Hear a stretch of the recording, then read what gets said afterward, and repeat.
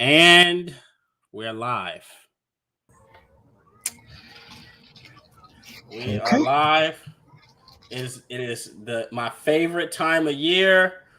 Mr. Isaiah Kent, the Mm-hmm. 2002 NFL Draft. Right, we're having our live draft show, Yeah. and obviously Ira couldn't be here. So, but we have the infamous Mr. Kent that fills in just fine and makes his presence known. How you doing today, man? I'm doing good, Ken. How about yourself? I am blessed and ready to talk some football. I got some Elijah Craig on deck. We'll attend to him soon. But so, guys, me and Isaiah will be giving a pick by pick analysis hmm of round one. Obviously, Jacksonville's on the clock. Well, they should be on the clock pretty soon. Did they start the clock yet? I don't think so. I got it on the back. Mm-hmm. As far as I can hear, I don't think Jacksonville has started on Mm-hmm. the clock yet officially. Right. But we assume it probably won't take too long, right? Well, it shouldn't, but I was.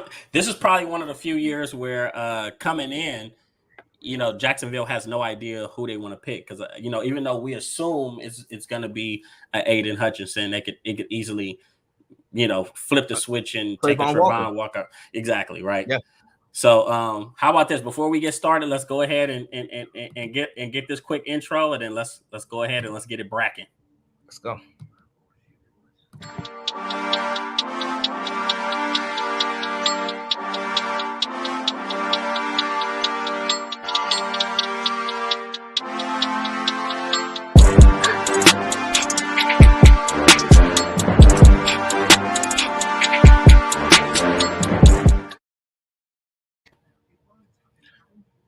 And we're back that quick.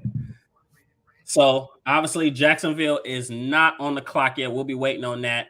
In the Mhm. meantime, as we're waiting on some of these teams to get going, Ira, like I said, he may stop by later. We'll see what happens. He's working. He's tending to business, but he said, you know what? Since I'm not going to be there, let me go ahead and send my mock draft so they have an understanding of what I think is going to happen in the draft. So we're Got it. gonna do Ira's mock draft and let's see what this man is talking about. I'm real picky when it comes to mock draft. So, Oh, I know. I know. Um.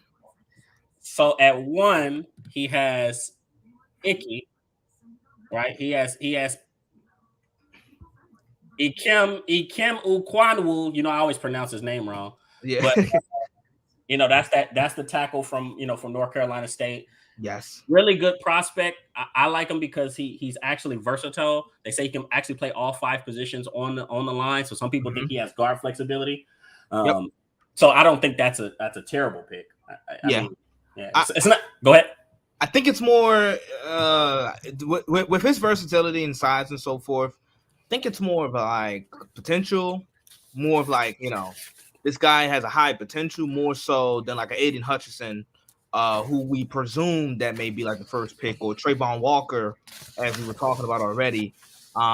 Those guys seem as if they're gonna be like instant impact. Where a pick like this at number one for Jacksonville, it could be foundational setting for the next 10 years, having that go-to tackle. You know what I mean? Mm-hmm. So I'm not mad at it either. Yeah, not mad at it. Not mad at it. I'm well, not. well, I feel like Icky is a safe pick. Even though I think at number one we want the sexy pick, but I feel like Icky is a little bit more of a safe pick. Just going Mhm. tackle, but I don't think they'll go tackle because they franchise tag Cam Robinson. Why I do not know because I don't think Cam Robinson is that good. No. One thing you guys will learn about me, I don't like. I'm very critical of Alabama players, especially Alabama offensive linemen. I think they're all overrated. They all come in, oh, he's a physical freak. Oh, he's just, Physical body type specimen. chisel. Oh, physical specimen. He's Yeah. strong as an ox, and they all get in the league and they all suck. I Yeah. mean, I think Jedrick Wilson might be. Jedrick Is it Wills Willis? Is it Wills or Willis? He from Cleveland. from Cleveland. He may be the premier. He may be the premier Alabama offensive lineman in the National Football League. Everybody else is busted. Chance Warmack was a bust. Alex Leatherwood, DJ Fluker. Right. So it goes on and on.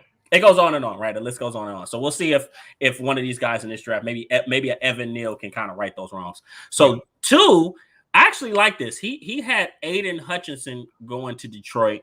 I like it because he's a hometown kid. He's a Michigan kid.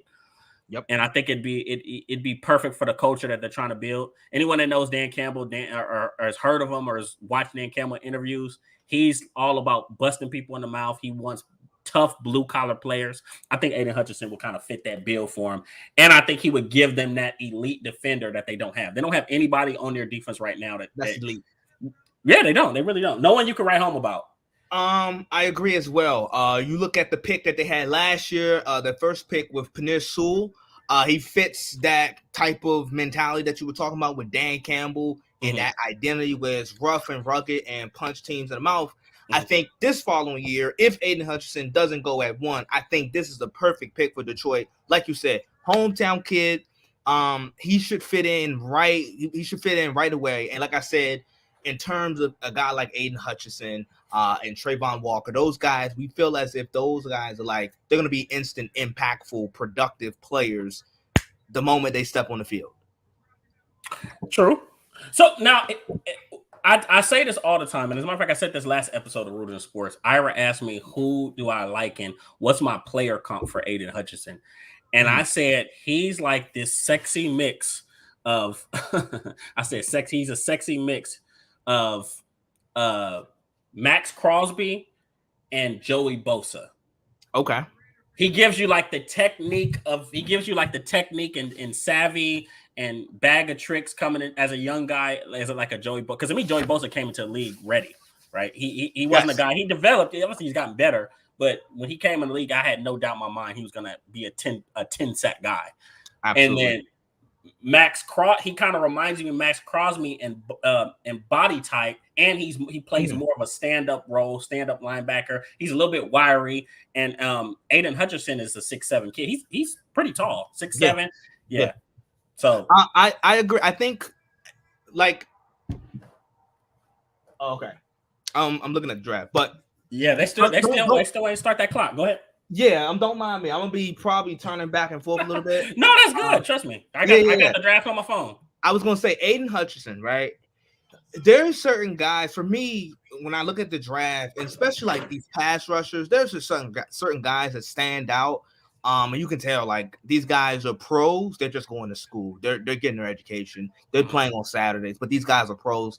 And it's funny that you bring up Joey Bosa and how NFL ready you thought he would be, because at Ohio State, you can already tell, like, okay, this guy's been playing on Sundays, and he's going to be not just playing on Sundays, but like he's going to be an effective and really, really good player on Sundays at the next level. I got that feeling with Chase Young. I got that feeling with Nick Bosa. And I'm getting the feeling with Aiden Hutchinson. Believe it or not, I wasn't a big believer in Nick Bosa. He had to prove me wrong. Really. I always knew he was like athletic and talented, but I thought he was, because you remember he didn't finish his last year at Ohio State. He had that was like an abdominal injury, abdominal tear. Yeah, abdominal tear. Remember he missed most of the season, and then he said, you know what, I'm not even going to try to get healthy. I'm just going to opt out. I'm just going to take care of myself, get myself healthy, and get ready for the combines. But no, continue. My bad. Oh no. I was just saying, like, even guys, you can go as far as back as like Von Miller, where like you can tell they were going to be productive pass rushers in the league, and they were already in some ways pros. They were just playing on Saturdays and getting their education. That's all. He said they were pros that just so happened to be getting their education. Though I agree. They taking a couple classes, but they were pros. They were destined to play on Sundays. So this is the guy that Ira picked the Texan. He picked Trayvon Walker going to Houston. Yeah, which I like. Now Trayvon Walker is the guy that a lot of people are kind of torn on. He wasn't severely productive at Georgia. Yeah. Can I read you the stats? Because I noticed that. Go stat by stat. Let's do it. I was going to say he only had 30, and mind you, I think it's important to note that he played on a loaded Georgia defense. So sometimes when you have so many guys that are just playmakers on one defense, you sometimes can get overlooked and so forth. But his measurables are outstanding. But this past year, he only had 37 tackles, 6 sacks, 2 pass deflections, 2 pass knockdowns, and 1 forced fumble, and 7.5 tackles for loss. So, like obviously the potential is there because it's off the charts. Yeah, like he could go number 1. He's going to be a top 5 pick, we're assuming.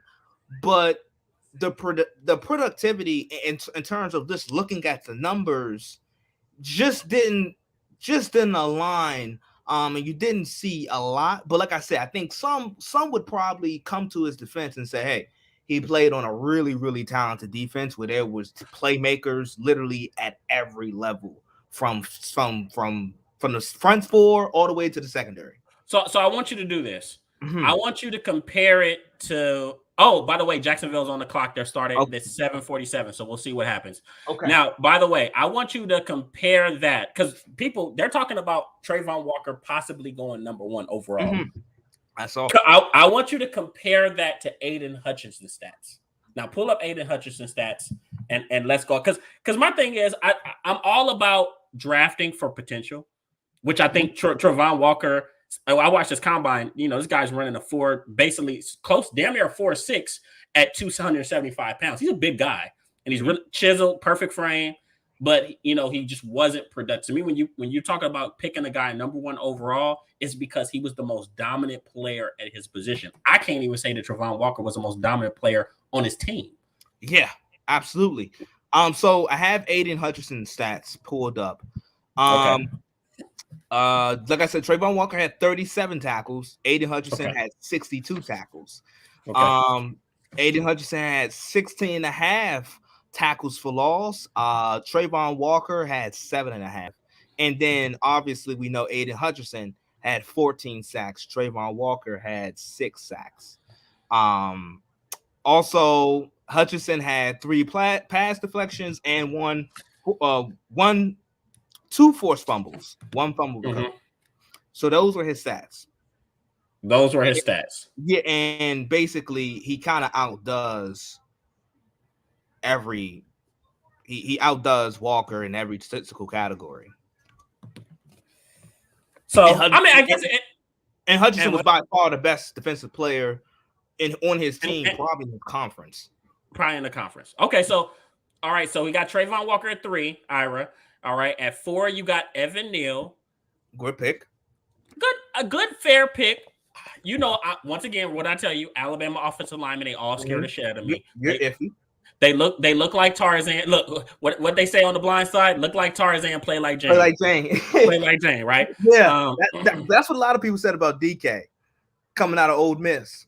Well, I mean, it's the truth. Honestly, I think DK is one of you get some NFL players that reach their potential in the NFL or start to realize their potential in NFL. DK Metcalf is just one of those guys. So, okay, we got Evan Neal going to the Jets at 4. At 5, you got Charles Cross, who some people say might be the best tackle in this draft. There are people that believe Charles Cross has the highest ceiling of any tackle in this draft. And if I'm not mistaken, at Mississippi State, he didn't play left tackle. He was a right tackle. Right tackle. So he has the potential to slide over and be a left tackle guy. All right. Yeah, still at 4. The pick is in. Oh. Aiden Hutchinson. No, watch him do some crazy stuff. Sauce Gardner. Who knows? Let's see. Sauce Gardner. Well, some people. There are also people that believe Sauce Gardner is the best player in this draft. As a matter of fact, I think Colin Cowherd even just said that. Yeah. Not even too much long ago. But we were talking about. So it's kind of funny that Ira has Charles Cross going to New York because the Giants. That being, because I remember I filled in a couple weeks back, and we had went over the NFC East, and I think we had Charles Cross going up pretty high, landing in a place like New York with the Giants because due to their lack of offensive line help. Yeah, no, 100%. And they draft, they obviously got Andrew Thomas, and I'm not saying he's a lost cause, but he may be a lost cause at left tackle. You may have to slide him over to that right tackle. To right tackle, yeah. Look, or guard. They say when you can't play tackle, you play guard. So who knows what's going to happen with that? But they said the pick is in. Make sure you stay tuned. Did it? Oh, somebody maybe messaged me. Who knows? He said, I'm not a believer in PQ. Oh, Bo's talking about okay. I had Devontae Wyatt from Georgia going to Baltimore. Not a bad mock. Okay. So, all right, let's see. So you got at 6, you got Kenny Pickett going to the Carolina Panthers. Yeah. Little high for Kenny Pickett, but I feel like between him and Malik Willis, there's going to be a quarterback in this draft that gets reached for. Even though Kenny Pickett had a damn good senior year. Can you pull up his stats? I can. With Pickett, he gives me. Oh, so I want to give you his stats. I have his stats pulled up. The draft, the pick. It's happening.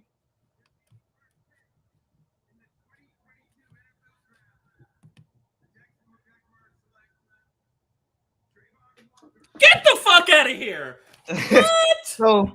so Jacksonville takes Trayvon Walker. Wow. You guys, and this is not to hate on Trayvon Walker, but Trayvon Walker getting picked number 1 overall is kind of like, for any of my movie buffs, when Marissa Tomei won an Oscar for My Cousin Vinny. Like, you loved her in the role. Marissa Tomei was sexy as hell, but you're like, damn, did she really perform good enough to get a goddamn Oscar? Sheesh. I've never seen a player with such a low statistical output. Once again, I love the guy, I love the player, but I've never seen I love the potential. I've never seen a person with such a low statistical output literally go number 1 overall. I've just never seen it. But you know what? That's great because Detroit gets their guy. They get Aiden Hutchinson. I guarantee you. I book it. Oh, well. I was going to say, now that we know that Trayvon Walker is off the board, Detroit, this pick should be really quick because I think they're going to take Aiden Hutchinson with their hometown guy right there at 2. But Kenny Pickett, his stats this past year at Pitt, so he had a completion percentage of 67.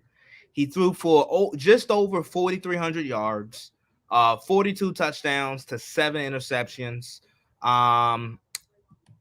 Passing yards attempts, 8.7. So those were his stats. Pickett gives me could he be a starter in this league? Sure. But I see kind of career backup. That's just me. Yeah. I'm not really high on him. I'm not too high on him. Well, I think he's a guy that they're gonna give him every shot to play because he's a 5-year guy. He was at Pittsburgh for 5 years. He got better every single year. He started pretty much, if I'm not mistaken, his entire time at Pitt. So he's a guy that's mature, and that at least you're not getting a little kid. So I don't know what the potential is like, but I think that they're gonna rock with the experience and the in-game experience. Same thing with Desmond Ridder from Cincinnati. They're gonna take guys that are experienced, but. Really quick, just to kind of talk about the Trayvon Walker pick. Yes. Let's look at the positives. I know I was being a little bit of a pessimist, so I'm sorry, guys. Sorry, Trayvon. If you ever find out about me, right? But Trayvon Walker is going to pay immediate dividends for Jacksonville and their defense. I don't know what they're doing from a schematic wise, whether they're running a 3-4 or 4-3, but Trayvon Walker can play in an even and odd man front. You can put him as a 3-4 defensive end. He can play the 5 technique. He can play the 9 technique. If you want to play a 4-3 defense, he can be your 3 technique, right? On passing downs. Or if you want to be a pure asshole, you can stick him at strong side defensive end and let him work. He's 275, right? So the sky's the limit. He has the athleticism. I think the biggest thing is from a schematic standpoint, are you going to just let him go? Or are you going to let him attack the quarterback? I know at Georgia, they played more of a kind of read and react type of defense where guys weren't really trying to get off blocks. They were mainly trying to keep Nakobe Dean and Quay Walker clean so that they can, shoot in the backfield and make tackles and things of that nature. So it's going to be, yeah. I think Detroit just made the pick, and they picked Aiden Hutchinson. Did they call it? Did Goodell walk the ball? They called it. Whew. Man, Aiden Hutchinson to Detroit. But you know what? This is probably the best thing that could have happened. Yep, it makes sense. If you're because Detroit, if you're a Lions fan, you're probably excited. Hometown kid. We went over it minutes before. What you're getting with Aiden Hutchinson, I actually like your comp. The more and more I think about it, Max Crosby mixed with Bosa, Joey Bosa, that being, I like that comp. We just went over his numbers, but I like this fit for Detroit. Culture. I think he fits what Dan Campbell wants, and I think he's going to probably be the best player on the defense day one. Oh, yeah. Aiden Hutchinson, once again, I can't say they bought Javon Walker, but Aiden Hutchinson is a guy that I know, because I know people were trying to compare him to Kayvon Thibodeau earlier in his draft process. Aiden Hutchinson is a guy that you're going to draft, and he's going to be the best player on your defense year one. Yep. So they're getting a guy that's a leader. It's going to be good. I like that for him. But let's speed through Ira's mock draft, because I know this guy. So we got Kenny. You got Kenny Pickett at 6. You got Sauce Gardner to the Giants at 7. I think there's a very big possibility that Sauce Gardner goes in the next 2 picks. Yes. So 7. Yeah, 7 would probably be falling for him. Yeah. Right. So Sauce Gardner, I don't think he was a super. I don't think he had a lot of picks, but if I'm not mistaken, Sauce Gardner only allowed 1 touchdown his entire collegiate career. Absolutely, yes, that's correct.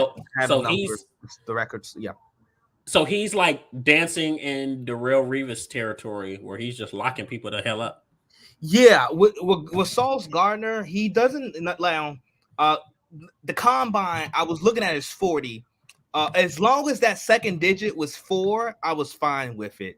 I was fine with it. But he's going to be one of those long, lanky DBs where even if he doesn't have the best foot speed, and not, he can trail behind, good luck to the quarterbacks happen to make throws over top of him. And you breaking up a little bit.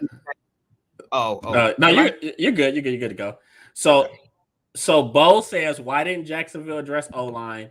And Ira says Detroit couldn't have asked for a better scenario. I agree with that, Ira. Now, as far as Bo, I guess they're sold on Cam Robinson. I guess they see something in Cam Robinson that we don't see. Because when you see the franchise tags, I was looking like, everybody makes sense. You're seeing all these other players. I know Dallas tagged Dalton Schultz, which made sense. He was productive for him. I'm trying to think of some other substantial franchise. But usually when it comes to franchise tags, it's always it makes sense. When I'm like, Cam Robinson, right? Like, but hey, I guess they feel like he's their best left tackle or their best tackle, and maybe they feel like the sky's the limit, and maybe he can move forward. Who knows? Maybe, it's kind of like Kansas City when they had Eric Fisher. He sucked for a long time. They actually paid him while he sucked. And it's funny, after they paid him, he didn't suck anymore. He got better, which is kind of weird, because usually once you get paid, players start to decline. He ascended. Right? So maybe that has that Kansas City Eric Fisher effect. The Texans, the pick is in. Let's see if they call it. This is interesting. I feel like this will go numerous of ways now that Walker and Hutchinson's off the board. Hey, you guys will see me say this with certain teams, and the Texans are one of them. This is what the Texans can do. Eeny, meeny, miny, mo, catch a tiger by the toe. They can draft anybody, and they'll be a better team. because they freaking suck. Larry Anderson, I hate draft day. The last pick worked out for us. One hitter quitter, Kamara. Well, you know what, Larry Anderson, if it wasn't for damn Sean Payton being such a good scout, y'all would not have Alvin Kamara. That's probably one of Sean Payton's like most underrated trait. People look at him as an offensive guy, but he can find talent, right? I'm going to say this, and people, I don't want to look like a homer, but you know it was Sean Payton that discovered Tony Romo. Yeah. Yeah, it was Sean Payton that scouted him and discovered him, and this, that, and the third. So you know he has a real eye for talent. He's an eye for talent for sure. Yeah, Mr. Larry Johnson or Larry Anderson. I said Larry Johnson. Like you play for the Kansas City Chiefs. Like you play for the Chiefs. Right. Okay, who's the pick? Sauce Gardner.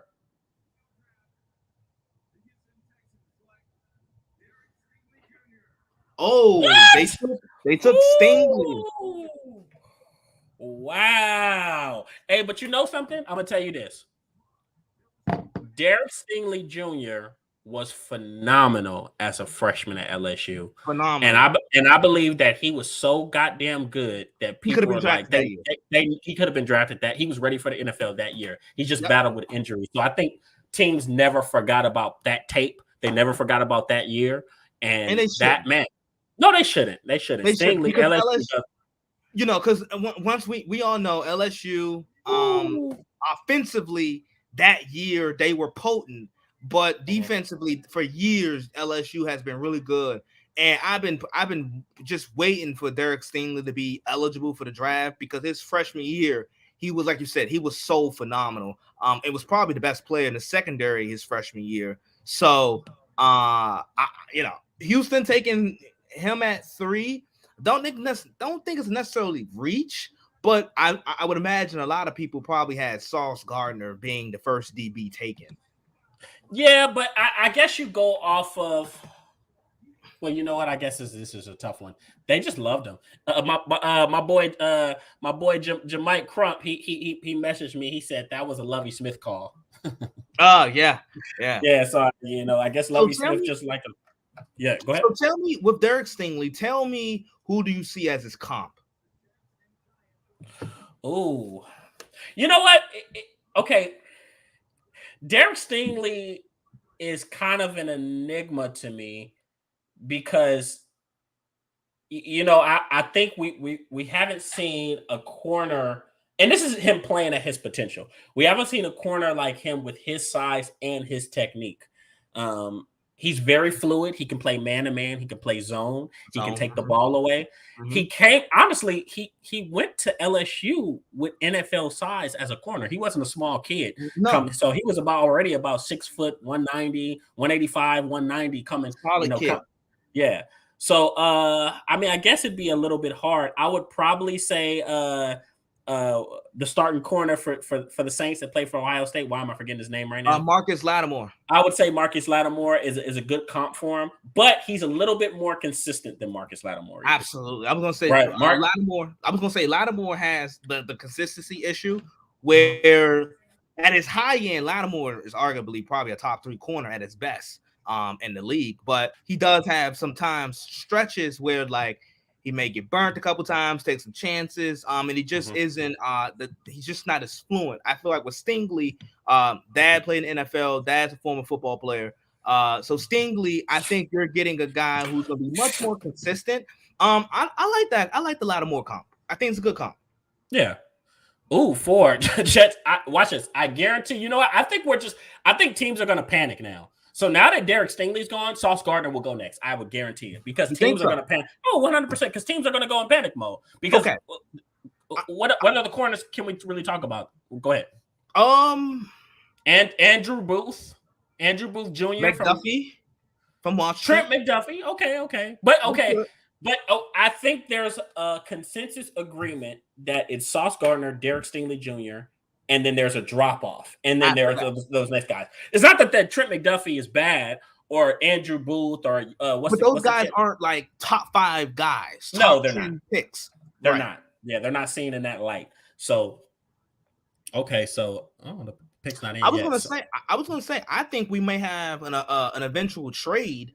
Not within the top 5, maybe, but within the top 10 with the Jets with Deebo Samuel. Let me explain. If I'm the Jets, I'm not gonna give away my 4th pick because I'm still in rebuild. I'm still in rebuild mode. So I gotta reboot my roster. And I feel like Salah, looking at Robert Salah in the year that the Jets had last year, they have to improve drastically because they were atrocious last year. Looking at what New England did this offseason, getting better on offense, Buffalo's not going nowhere, and then Miami got Tyreek Hill. The Jets missed out on Tyreek Hill. So now this is the opportunity for the Jets to land Deebo Samuel, a dynamic playmaker they were looking for in Tyreek Hill, and they couldn't get him. I think the Jets trade their 10th pick. I think they trade their 2nd round pick, which is their 38th pick, and I think maybe a 3rd, maybe. And you get Deebo. And you get Deebo. I mean, I could agree. I could definitely agree. So okay, the pick is in real quick. So let's see. Is Mr. Goodell walking up to the podium? They're about to zoom back in. They're showing the fans. The Jets pick. Yeah, the Jets pick is in. All right. And you see my boy Larry Anderson talk about we also changed DCs twice. As I guess that was a reason why he wasn't as productive even when he wasn't injured. But he didn't play very much the last 2 years, so I think teams looked at that. So yeah, Derek Stingley, freaking Jr. Wow. Oh, there he goes. There go that man.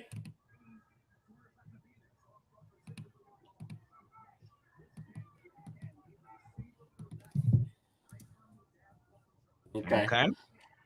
Yeah, they need some serious offensive line help. I definitely see the Jets going tackle here to help protect Zach Wilson. And like I said, I think they need serious offensive line help and some more weapons on the perimeter. I think they solved those 2 things within their first 2 picks. Well, you know that that Mekhi Becton is kind of going through some things. He wasn't consistent last year. He was dealing with injuries. He was having weight issues. And from my understanding, there are people saying they don't think he'll ever suit up for the Jets ever again.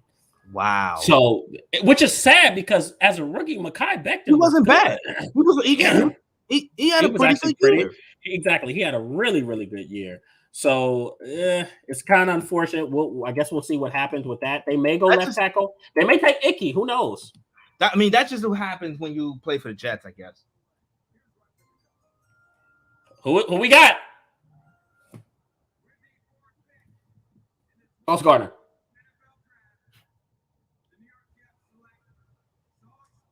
I told you. It's going to be a run on corners. You were right. Yeah. Sauce Gardner. They got their Darrelle Revis. Lockdown guy. And I'm going to tell you this. The Jets are a team that's headed in the right direction. Yeah. They have some work to do on the offensive side of the ball, but defensively, they really showed some teeth last year. Even they lost Carl Lawson, but you saw Quinnen Williams step up as a big leader for that defense. I forget his brother's name, but his brother plays on that team and was actually pretty goddamn good. I want to say he was their 2nd leading tackler on that football team. And they lost Marcus May. Marcus May, if I'm not mistaken, went to the Saints. Did he go to the Saints? Yes, he went to the Saints. Marcus May. They lost Marcus May. And yeah, like I said, they're just really a young up and coming defense. I'm interested to see what Robert Saleh does in his 2nd year. I don't think they're going to win an enormous amount of games, but I think maybe they'll inspire some hope. Maybe they'll win about 7 to 8 games. We'll see. And plus, I still got to see a lot more from Zach Wilson because he flashed, but he also has some games where he looked bad, man. He looked bad. I was gonna say Sauce Gardner. This guy, I like his swag too. I mean, he's a great player. I like his swag. I like the mojo that he has. Very, very, very, very confident guy. Let's see what we got. Like I said, not the fastest guy per se, but I think his technique and his length will still help him and take him, elevate him to being who I think a pretty good corner. I think he's gonna be a really good corner. But boy, I'm gonna tell you what I like about him. Mm-hmm. He plays the run. He's not scared to hit. I like that. Very Jalen Ramsey like. Very Jalen Ramsey like. Now I'm over here watching this highlight tape. He can be a little bit grabby. And that's something he's gonna have to be careful of in the National Football League. He can be a little bit grabby. I was gonna say, what's the kid's name that came out of Clemson and Atlanta drafted him, and he had a really good year this year? I'm slipping on his name. He was a DB. AJ Terrell. He was grabby. That was my thing with him. He was he was a small corner and physical, but his physicality would lead to him being very grabby. And I'm glad that he fixed that up in Atlanta, and he had a damn good year. I'll be honest. Look, and I can say this as a Cowboys fan. I would honestly say, as a pure cover corner, AJ Terrell was miles better than Trayvon Diggs. Miles better. He may not have got the turnovers, but as a pure cover corner, he was miles better. And he really was starting to look like a lockdown corner. I'll be honest, it kind of caught me by surprise because his rookie year he struggled a little bit. But corner, you expect a learning curve from young corners. Yep. So, but I thought you could have made an argument that he would he had an all pro caliber year. Like I said, the interception total and the turnovers force really don't necessarily portray that, but absolutely. AJ Terrell, yes, really handsy and grabby. So it's funny that you mentioned that with Sauce Gardner. So let's see if we can zero in and get through Ira's mock draft. So okay, so Garrett Wilson. Yeah, so we're Garrett Wilson, a guy I like. Now here's the thing about Garrett Wilson, he's extremely phenomenally athletic. They called him the freak. I know they use that term a lot, but he really is a guy that's just physically gifted. He makes some freak catches, but just how fluid he is with his body movement. I seen him spin and then change field off his back foot all in one motion. And I swear to God, I've never seen it done the way he did it in that play. But he's not as refined because obviously we're talking about it's not just him. You got Chris Olave, the other Ohio State receiver. He's not as refined as Chris Olave. I think Chris Olave is the better route runner. I think they're probably about equal when it comes to hands. I think Garrett Wilson is going to be, when you bring him in your scheme, you have to have a plan on how you're going to use him. Now, he's very versatile. You can use him on jet sweeps. You could probably do some of the things you were doing with Deebo Samuels and run him out the backfield. A good friend of mine that works at Bleacher Report named Connor Rogers gave a really good comp. And he said Garrett Wilson is CeeDee Lamb and Calvin Ridley put together. And I liked it. I thought it was pretty. That's a good comp. That's a good comp. It was a really good comp. So I like Garrett Wilson. Do I think that Atlanta needs to take him? No, I don't. I think Atlanta needs to go ahead and change the trajectory. Oh, the Giants pick is in, so look out for that. I think he needs to change the trajectory of they need to change the trajectory of how they team build, and they need to go ahead and just go defense. Because I'm getting tired of this Atlanta team with all these offensive weapons, and they suck on defense. Yes, Crump, I'm talking to you if you're watching. Y'all can play a whole hell. This is one of my good friends. Y'all can play a whole hell of a lot of offense, but y'all suck on defense. And that's what gets you guys every single time. So hopefully they don't fall in the same trap. Maybe they pick a defensive end, maybe a Jermaine Johnson, right? So that's Garrett Wilson at 8. Kayvon Thibodeau at 9, which is a big fall for him. The Giants pick is in. Okay, who is it? Charles Cross. Charles Cross? You think? No, watch them go fucking Evan Neal. Watch them take the bait and go Evan Neal.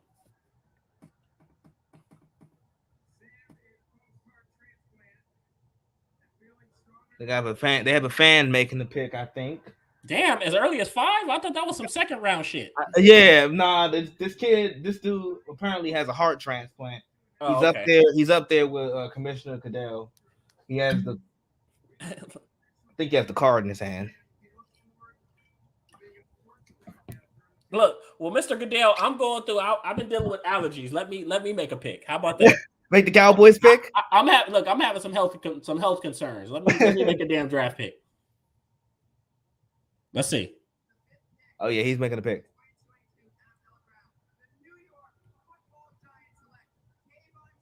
Oh, they took Kayvon Thibodeaux. Ooh, they got him off the board. Kevin, my boy Kevin Miller. Okay. So, okay, how about this? Read off Kayvon Thibodeaux. Let's go through Kayvon Thibodeaux stats. Okay. Let me pull this up. Okay. Kayvon Thibodeaux. Kayvon Thibodeaux. Oregon guy. He stands at 6'5", 250. Okay, he had 49 tackles with 12 tackles for loss, 7 sacks, 1 pass deflection, and only 2 forced fumbles. Only 2 forced fumbles. Now, anybody that follows me on IG knows I posted. This was a quote of mine. Mm-hmm. And obviously, I guess I can say I was wrong, but there were a lot of teams that felt like Kayvon Thibodeaux was Jadeveon Clowney all over again. Mm-hmm. And what that was is a supremely, phenomenally talented guy that doesn't know how to rush the passer. Impressive physical traits. First of all, Kayvon Thibodeaux looks like a great guy. He's built well. He's super athletic. He can do anything he wants to do. He can jump out the gym. He can do everything. But when you watch him, he has no idea how to rush the passer. He has no plan. He has his hands. He has no type of hand movement, no bag of tricks. So he's going to be a guy that you see struggle a little bit. He'll get, I'll tell you this. He's a guy that until he learns how to rush he'll be like Jadeveon Clowney, where he averages between 5 to 7.5 sacks his first few years until he really understands and gets it. I think last year, Jadeveon Clowney, and this guy's been in the league for, at this point, 8 years. Yeah, almost 10 years now. Almost 10 years, and he matched his career high, which was 9.5 sacks. Right. So that just shows you. Double-digit sack guy. He's never been a double-digit sack guy. And go ahead. And I was going to say, when you look at Kayvon Thibodeaux, and I remember when you made that post and that comparison about Clowney, and with Clowney, he should have came with like a warning tag sticker, like, "Hey, I'm not going to be a double-digit sack guy." So, and with Thibodeaux, if he has very similar traits to Clowney, he should come with a tag that says, "Hey, I'm not going to be a double-digit sack guy as soon as I step onto this field." So I think you make a lot of sense in terms of the physical traits and just the supreme athleticism. Because I thought the one play that people remember from Clowney is the play versus Michigan when he runs up the gap and he just collides with the bat and he got that big hit. Yeah, and that I think. That has just been that was so sensationalized with Clowney, and we just thought he was going to be this next great edge. But in terms of that, he's just a really good run stopper and a guy who was developing into a good pass rusher. Because I would say he's a good pass rusher now. I agree. Maybe, but then also we got to realize last year he played next to Myles Garrett, and right. I mean, hell, I'm not an NFL pass rusher. I play next to Myles Garrett. I'll probably at least get 1 sack. And that's the thing with Clowney. He's played alongside some really, really good guys. You play next to J.J. Watt, Hall of Famer. Yeah. Myles Garrett, at this point, I think it's fair to say, future Hall of Famer. If he has about three more seasons like he's had, he's probably a future Hall of Famer. So, absolutely. Once again, going back to Kayvon Thibodeaux, obviously he's an LA kid, went to Dorsey, then transfer over to Oaks Christian, had a dominant career there, and he was a 5-star prospect. I think, if I'm not mistaken, the #1 prospect in the nation when he came out. Could have went to Alabama, could have went to a lot of colleges, chose Oregon, and which some people kind of frowned upon. I know they said he was getting interviewed, and he said he didn't want to go to Alabama because he wasn't very keen on kind of falling under that Nick Saban Like Nick Saban is like, you're not going to play when you think you're ready to play. You're going to play when I think you're ready to play. So Kayvon Thibodeau wasn't with that. So some people had questions. Oh, can he take coaching? I don't think he's a bad kid at all. I think he's a very smart kid, but he's a guy that's going to have to learn. And with the Giants, he'll learn sooner rather than later. That's a big ass stage. He's going to have to learn to stop relying on his athleticism, and then he'll take the next step in his development and possibly reach his potential or start to realize it. But next we got Drake London. He had Drake London at 10, which I love because I'm a USC guy. What do you think about Drake London? Go ahead. Oh, and by the way, Larry Anderson said, real talk, teams need to watch out for Percy Butler. Damn good safety. Percy Butler, who the hell's that? You got me looking at my draft board like, who the fuck is Percy Butler? He played for LSU? Sheesh. So with Drake London, I see a real big physical kid, stands about 6'4". I see a lot of Brandon Marshall. That's my comp. I see some Brandon Marshall. Okay. That's a first. I see, because it's kind of funny with these USC receivers. I think the last notable one that was taken was Michael Pittman.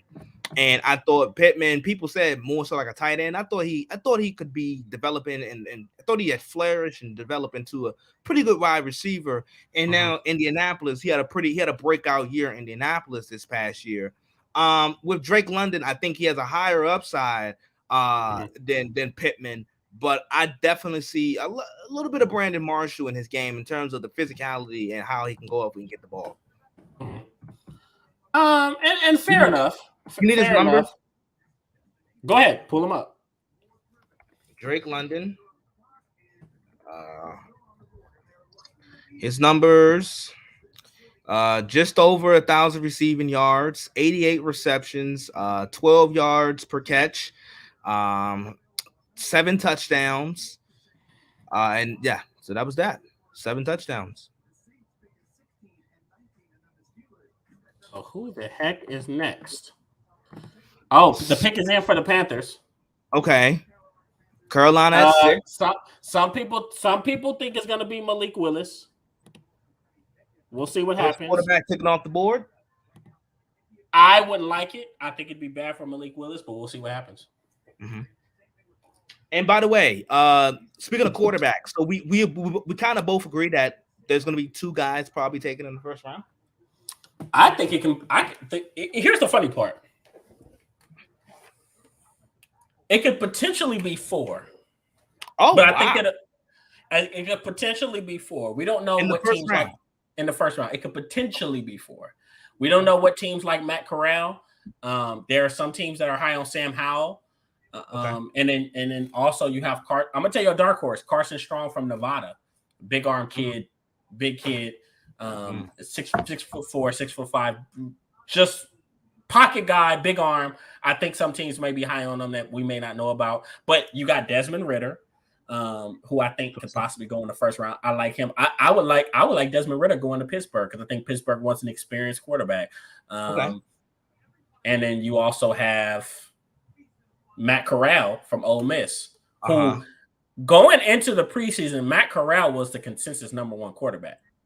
He was. But the process has pushed him down and pushed Malik Willis and Kenny Pickett up. So, I mean, I guess that's the question mark. This could easily be 2015. Was it 2015? When 2015. With freaking let's see. Is he picking? The pick is in. Okay, Akim at 6. Oh, Icky. Okay, good pick. Good pick. So you know what that means? That means that we're gonna get, and I'm gonna tell you guys this. I'm a USC fan, so I'm gonna be a homer for a little bit. Sam Darnold gets another year. Yeah, right? He gets another year at the helm. They'll probably draft somebody round 2 or try to trade back. I mean, I'm assuming they're still gonna draft another guy, but Sam Darnold is gonna get every opportunity to play another year, and I think they're gonna bank on whoever comes in next year. Now, who I feel bad for is their head coach, Matt Rule, who is kind of who might possibly be on the hot seat. Are they going to? Yeah, will they really let Matt Rule have another losing season? I think that's the biggest question mark. So I like Ike Ekwonu at a 6 to the Panthers, because the truth is he could be your starting left tackle, or he could be your starting left guard. I think he's a guy that's extremely flexible. He could be an all-pro at both positions. So really good, safe pick by the Panthers. I'm glad they didn't blow it. A lot of people were talking about Malik Willis. I like the kid. I like his skill set. I've made some very extreme player comps that people are like, wow, you think he can be as good as these guys? So basically, I think he's like a mixture of Deshaun Watson and Russell Wilson. A mixture, but he's not. He played at Liberty and he didn't dominate at Liberty. So This isn't a guy that's just blowing knocking the doors off. He's a guy that played at a lower level college and still wasn't dominant. So he's kind of like, think Josh Allen coming out. Josh Allen at Wyoming. Exactly. And Josh Allen, his last year was not. Yeah. I mean, when you see the talent, you think, oh, wow, Josh, you would think that he could dominate Wyoming or at Wyoming, but his numbers were fairly pedestrian, I would say. I think his best year was probably his sophomore year, probably his best year. Most definitely.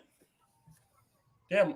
Oh yeah. So the Giants are back on track. No, but you're right. His best year was his sophomore year, and then his junior year he kind of tailored off, and I think he struggled a lot his last year at Wyoming. So I thought Josh Allen was going to be a bust. I'm not saying Malik Willis is going to be a bust. I think he needs to go to the right situation where there's a foundation for him to develop. And I don't think he's a guy that's ready to play now. I really don't. Absolutely. So if Malik Willis is the consensus top quarterback in this draft, then Lord help us. So Ike Ekwonu. Oh, and Ike Ekwonu is actually a pretty good run blocker too. Yeah, he's very athletic. He can, I'm over here looking at his highlights right now. He's a demon. He's a demon as a run blocker. I think the Giants pick. Is it in? I think it's in. They're just, the pick is in. Okay. I think the Giants pick is in. Evan Neal. They go tackle. They have to go tackle since they went Sauce Gardner at 5. You would think they went Kayvon Thibodeau at 5. Kayvon Thibodeau at 5. I'm sorry. Yeah, they went Kayvon Thibodeau at 5. Okay. So who is this pick? Who are we getting? They probably go for Evan Neal. I think it's going to be Evan Neal. I think they have to go offensive line. And they probably take the guy that goes to Alabama. You said the guy that goes to Alabama? Yeah, Evan Neal. I mean, I think Charles Cross is a little bit. I think he might be better, but just based off the fact that Evan Neal is the Alabama guy, I think that's what probably gives him the edge. Well, first of all, here's the thing. If you look at Evan Neal, he looks impressive. He's great. He's really good. But I'm talking about if you look at his body, like he's 6'7". I want to say, let's see, Evan Neal, he's 6'8", 345. And he doesn't look like a fat guy. He actually looks like Richard Seymour playing left tackle. Chiseled frame, big guy, obviously solid, but not fat, isn't big in the midsection, just looks like an athlete. But once again, Alabama, they put out these guys all the time that just look amazing, and then they get into the National Football League and they just drown. So I'll see it when I believe it. Is he picking right now? Yep. Evan Neal. Yep. They took Evan Neal. They took the tackle. And here's the thing. It's going to be a run on tackles. Once Ike went, that's how the draft goes for anybody that's watching. One player goes, especially if it's a player that was lower on the board than expected, then it's going to be a run on that position. So now be prepared to see Trevor Penning go earlier than people expected him. Tyler Smith from Tulsa, he may go earlier than expected. I know probably next couple picks. Charles Cross next couple picks. Oh snap! I got my boy Evan here. My boy Evan's in the building. We're gonna have him come. I'm gonna have to hear from Ev. Ev, let me go ahead and edit this real quick, and I'm gonna let you in. And I want to hear from you as to why you. I want to hear why you believe in Derek Stingley Jr. or if you even like the pick. I know Billy's probably going crazy because he's an LSU guy. So give me just a few moments, and we're gonna let you in. I'm trying to make sure I spell Ikem Ekwonu the right way. Whew. So, yes, this is shaping up. So now we're already at pick 8. This could be okay. So Atlanta's probably gonna go offense, but they need to go defense. They do not need to. They need to go ahead and they need to go ahead and correct this. They need to stop picking. Offensive players because that formula is done. That formula is all but over. Let's see. Okay, so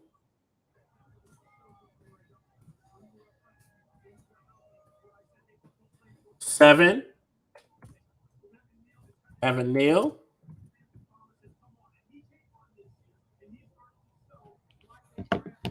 All right, so let's. Oh, he's gonna pop back in. We'll let Evan back. We'll let Evan back in a little bit. Okay. I guess he popped out, but let's observe Ira's mock draft just a little bit more. Mm-hmm. All right, so here, he actually had Derek Stingley going here. Oh wow.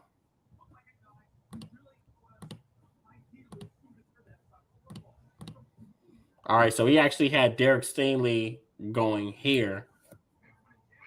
Or no, he had Garrett Wilson going here. But he had Kyle Hamilton at 11. All right. Kyle Hamilton, Jermaine Johnson, and Jordan Davis. What do you think about Kyle Hamilton? I think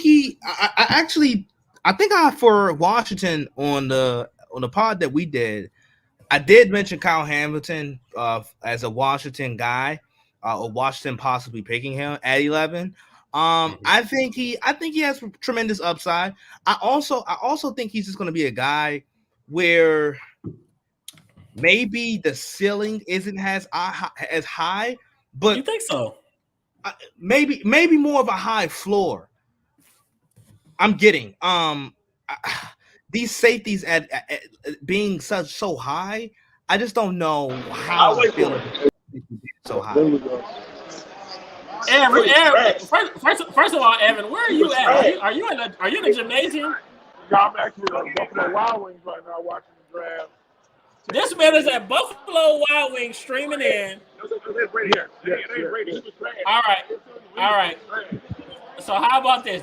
This is what we're gonna do. Isaiah, I want you to finish your analysis, and then Evan, and then after this, Evan, I want you to tell me about Derek Stingley Jr. and why he's gonna work for you guys. And just mute yourself. We're gonna mute you real quick. So like I was saying about Kyle Hamilton, I love the fact that this man is dedicated to the cause. He had Buffalo Wild Wings going crazy. he pulled out the headset. He pulled out. Is the pick in?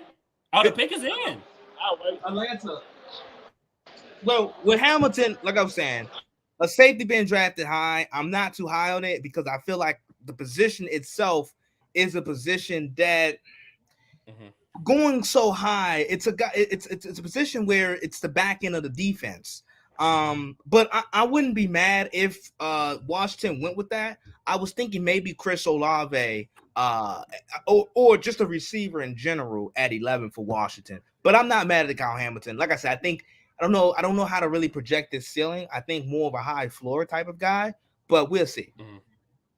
And the Atlanta pick is definitely in. So Atlanta's picking it in. And you said Chris Olave, obviously. Who'd they pick? Drake London went to the Falcons. Let's fucking go! Let's fucking go! Hey, look, I'm hyped. Hey, look, I'm getting tired of y'all playing my US. Hey, look, hey guys, look. I'm getting tired of y'all Small playing. children now. They picked Hey, Drake look. London. I'm getting tired of y'all playing my The USC wide the receiver. Sox have a, you know how you know Hey, look. University Hey, school of children. You know hey, that. look. Hey, You Evan. know Hey, Evan. Oh, hey, look, I'm getting tired of them playing our USC wide receivers. But now, finally, it's like, look, we work hard year in and year out, and finally we get some recognition. So I'm excited for that. Oh yeah, But Ty. Who was the coach? Ty, who was the coach before he got fired? Who was the name? Clay Helton. There you go. Trying to The hell, yeah. He got him a draft pick in the first round, top 10. Now, I will say this. Drake London is a little bit. I will say this is the football guy in me. So let the Homer Ken let him go away. Now the football Ken is coming into play. I will say this: Drake London is a little bit skill set wise, a little bit repetitive of what they have in Kyle Pitts. Okay.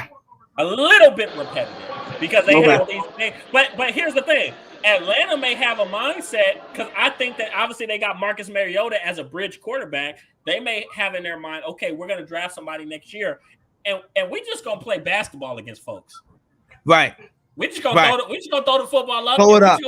We just going to let Drake London and Kyle Pitts go brazy and just come down with the football. But if you look at it, that's what Marcus Mariota did in Oregon: run around, throw it in the big holes, throw it up.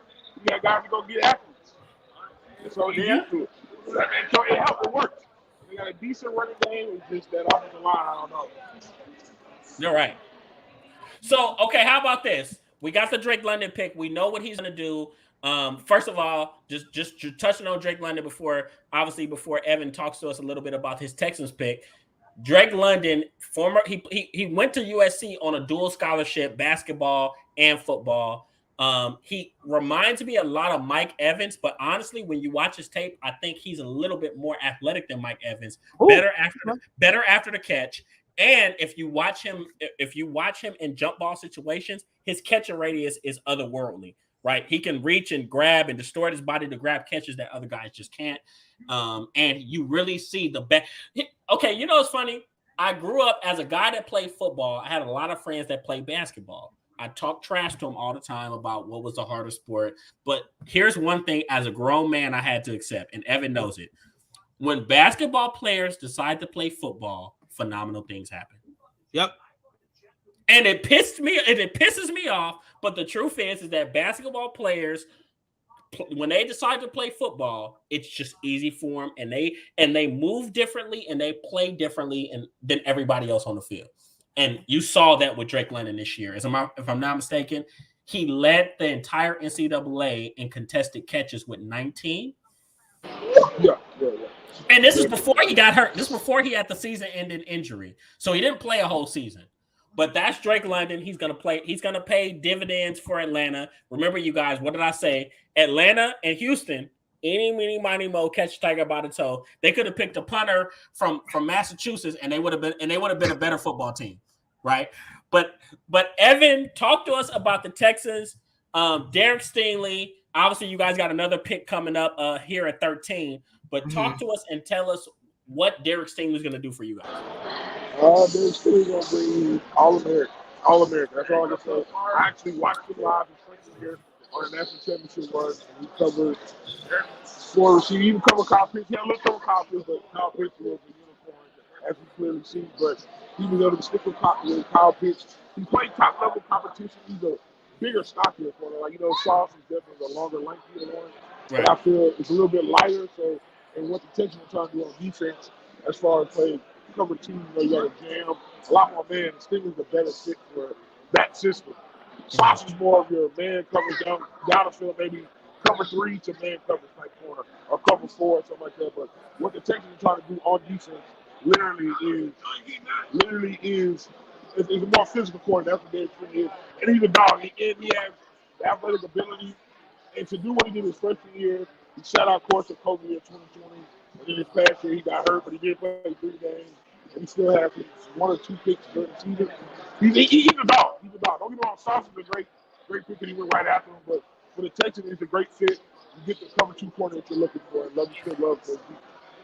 Now, Evan, you can tell me what you think. This is something when comparing Sauce Gardner and Derek Stingley Jr. I always felt like Sauce Gardner was maybe the better man guy, Yeah. but I feel like Derek Stingley is a lot more versatile, where he can play man, he can play zone, and I think Derek Stingley's probably a little bit better at taking the ball away. What do you think? Yeah, no, I definitely agree. He's better at taking the ball away. And like, Sauce Gardner is the better man, the better cover 3 type corner. He is that. Right. But with the fit is perfect because you need a more physical corner. And Stingley's the physical corner over Sauce Gardner. Right. So So, okay, it's a better fit than Sauce Gardner would be. better fit than what Sauce Gardner would be. Now, I'll be honest, I didn't think Derek Stingley was going to go this early. I knew he would go early, but I didn't think he was going to go at number 3. But I think that speaks volumes of how phenomenal his freshman year was. He was one of the best. He was probably easily one of the top 5 players in the NCAA as a freshman. Correct. He was so great they were willing to take 24 and give him the illustrious number 7 at LSU as a true freshman. That's how good he was. And at LSU to wear number 7, we're talking about Patrick Peterson, Tyrann Matthews. You're talking about Morris Claiborne. You're talking about great corners at LSU. And to get them to this number as a true freshman, and you play that well, that's a lot. That's a lot to say. Like as a true freshman, going to one of probably the top schools at defensive back. Hey, look, now you know me and Isaiah, we're Cowboys fans. So you mentioned Morris Claiborne. Those are fighting words over here. Hey, man, y'all pay Hey, y'all decided to pay him for no reason. I want to win.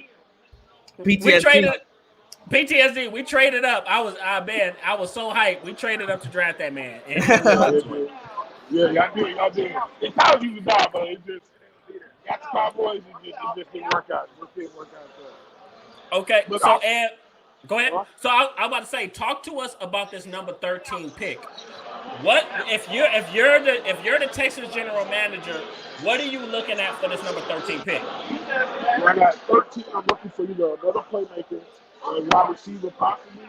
But if I'm thinking of Christian Crawford there because I know the Texans have still trying to do the experiment of Landon Temple at tackle, Tyus Howard at guard, and so we're going to get a right tackle.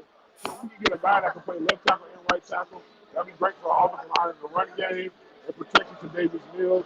But either a tackle or a wide receiver, I think is what they're looking at if they can't trade back into the top 10. They've been looking to trade back into the top 10 to try to get a big time guy. So if they can't do that, I think he's going to be tackling a wide receiver. Now, here's the interesting thing. Now, remember what I told you guys? When certain guys get taken at a certain place, Seahawks pick us in. Who they take? Charles Cross, the guy who's looking at Charles Cross, Mississippi State Seahawks. Okay, I like that. Yeah. Okay, now watch in the next following picks. There's going to be a run on wide receiver, so expect Washington. I mean, it wouldn't surprise me if Minnesota surprised people. I mean, you might see them go defensive end. They got Adam Thielen, but hell, you got Chris Olave and Garrett Wilson on the board. And let's be honest, people are going to fight tooth and nail to get them. By the way, my Dallas Cowboys are talking about trading up. Go ahead, Washington, we know Washington's going to take one of those guys. Wilson, one of the Ohio State guys. Okay. Yeah, but the Vikings are not going to go wide receiver. They got Thielen and they got so they're probably going defensive end. Are you talking about the Vikings? The Vikings, yeah.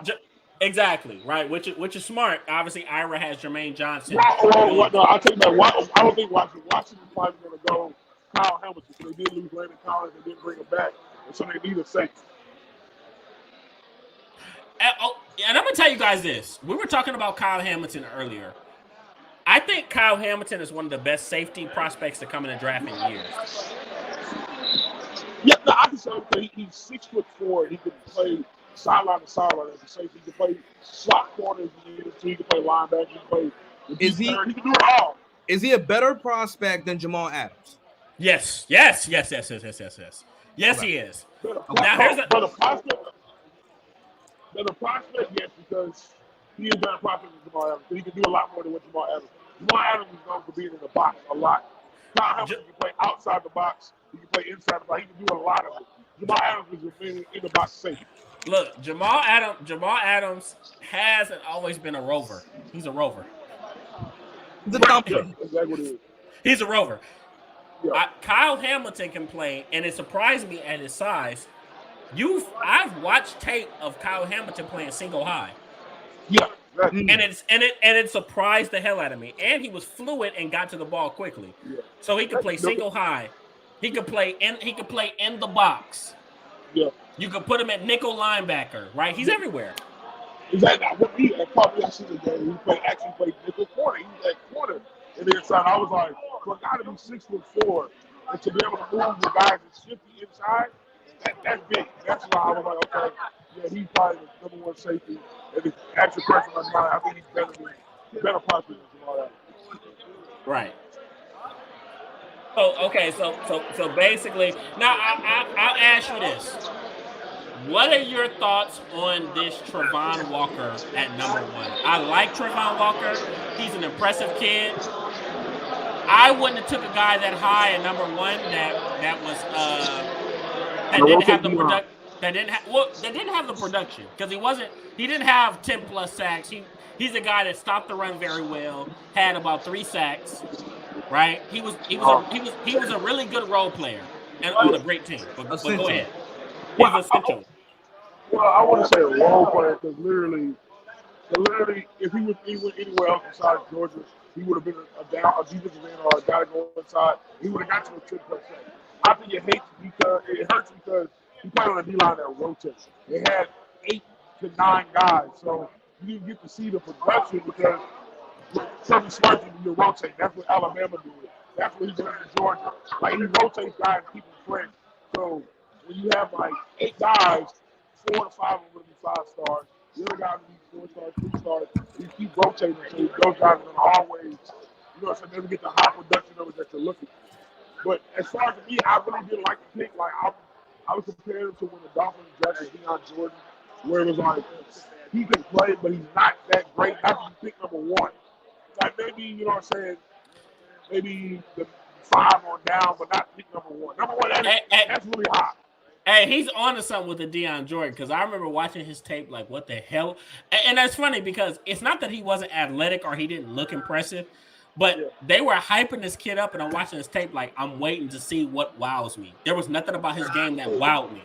At all. And there was a time when the Oregon defense wasn't a defensive team. Like, now they had a little bit more of a defensive edge when they had Monty Cristobal. So they're a little bit more hard-nosed. So that's why I came on to I feel is a better defensive pick, but at that time with Deion Jordan, it wasn't that. He should have been picked that high as he was when he got picked. That's how I feel about Travon Walker. The Jets pick is in, by the way. Okay, who we got? They haven't. They're showing. They picked Garrett Wilson. They did? Yeah, they took him? Garrett Wilson. Hey, what, Evan? You got 6G? Hey man, I can't tell my sources. Hey, but you know what? What do you niggas, man? I don't know how I feel about that. I don't either. And it's not because I don't like Garrett Wilson. I don't know how that team is going to utilize Garrett Wilson. Right, they already have Jamison Crowder. They already have Bureau. They don't have an outside guy. Garrett Wilson only played 1 year outside. That was just his past year. He's been a slot guy. His production has been in the slot. And you already have 2 guys. Right. So that's where I'm kind of drawn. So I like the skill set.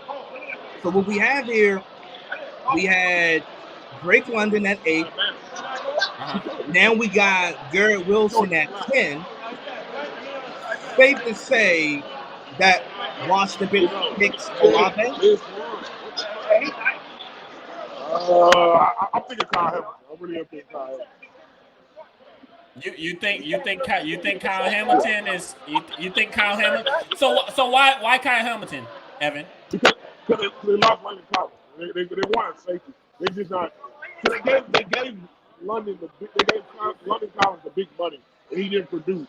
So now they get a guy that they can mold and don't have to pay as much. And he's a bona fide player. You add that with Chase Young they got last year. That D-line or whatever. So you got a guy that D-line that can rush the passer, and you got a safety that can go sideline to sideline and play high safety and down. That's good. That's called for a good defense. I would say offense, but I think McLaurin's going to come back. He just needs to get his contract, and they already have offensive weapons already there that they don't have to go get an offensive weapon right there. They can go get a playmaking safety. I'm not mad at that. I mean, make sense. Fair enough. So next we got Washington on the board. I mean, I guess I can see them taking Kyle Hamilton, but here's the thing: they have so much uncertainty because remember, and Evan, I'm gonna mute you a little bit. Just when you're not talking, I'm gonna mute you. All right. So here's the thing: when we're talking about, look, Isaiah was like, "Ooh, that's." Look, Evan over there going crazy, but to me, they have so much uncertainty with Terry. I think we got to train. We got to train. Oh, we got what? A trade? Who? Oh, oh, so that hey, New Orleans is going crazy out here. They made 2 trades. Oh wow. So who does New Orleans go with? Okay, so here's the thing: you only trade up if you have conviction. I think they take Jermaine Johnson from FSU or from Florida State. You don't think they replace? You don't think they replace, or they take Chris Olave, But if you don't think they replace Terrell Armstead to with who? Trevor Penning? Charles Carson.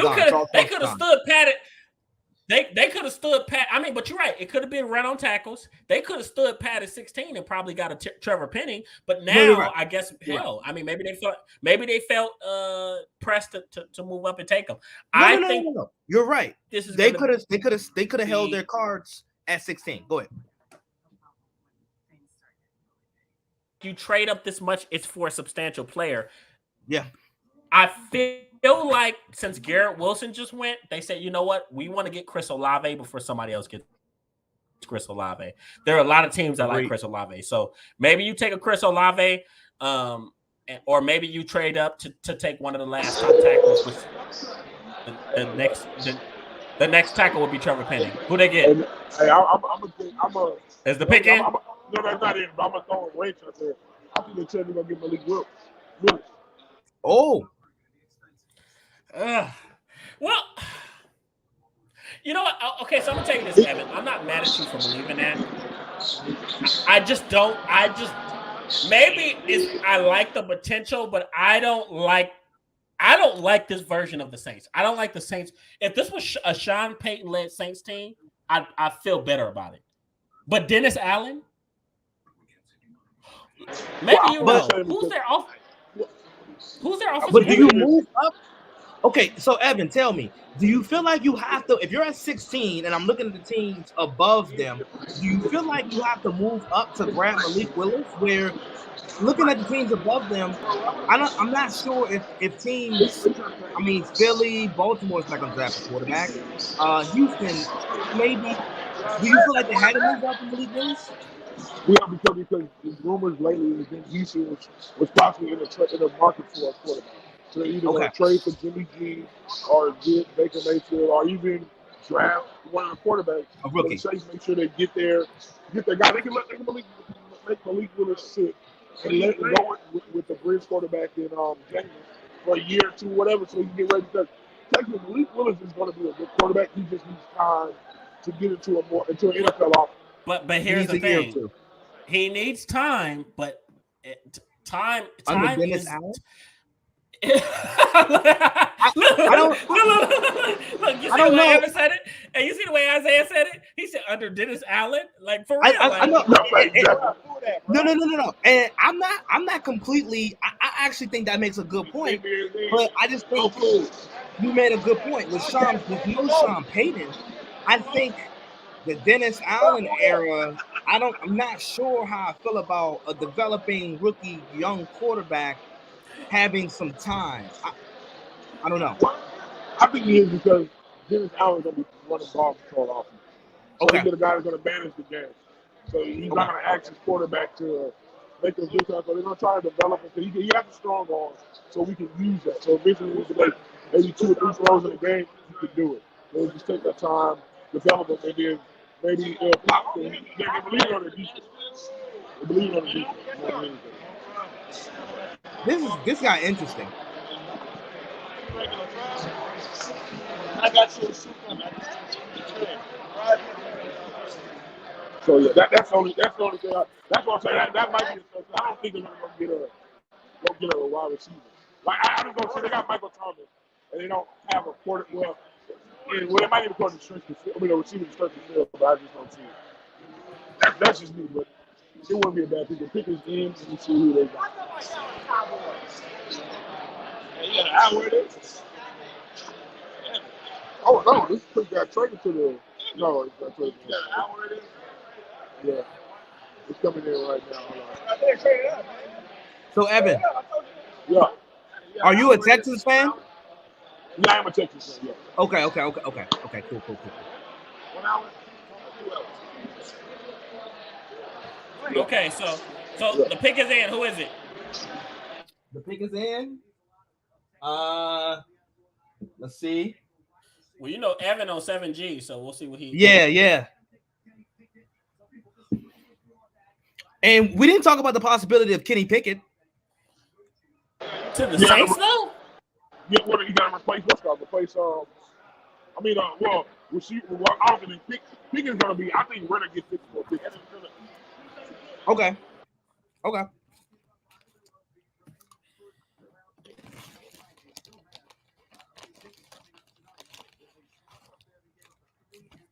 Man, these picks be taking a good while. So, okay.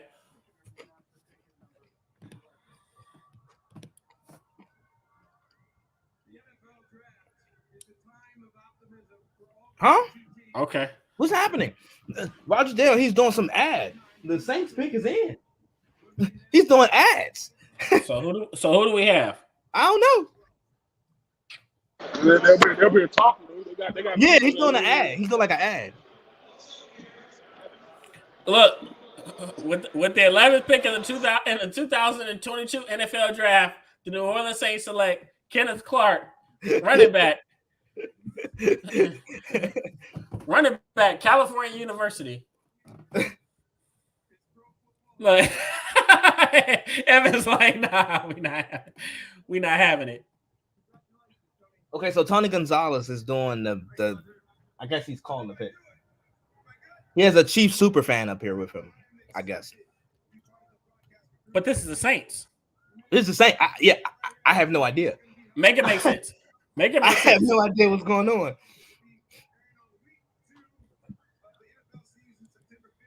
Okay, they're doing some type of giveaway or something to some fan. And it's so happily that it's a Chiefs fan, so they got a Chief legend.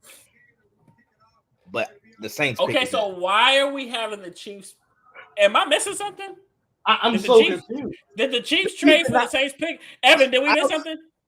No, I don't think so.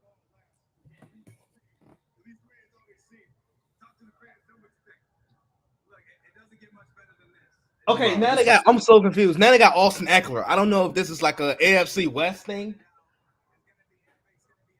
What is this? What is going on here? They're talking about the week 2 matchup between the Chiefs and the Chargers, but the Saints pick is in, and this has nothing to do with the Saints. I don't know how I feel about this, but we'll see. I'll be pissed if I was a Saints fan right now. My team's pick is in, and we're talking about the Chargers and the Chiefs.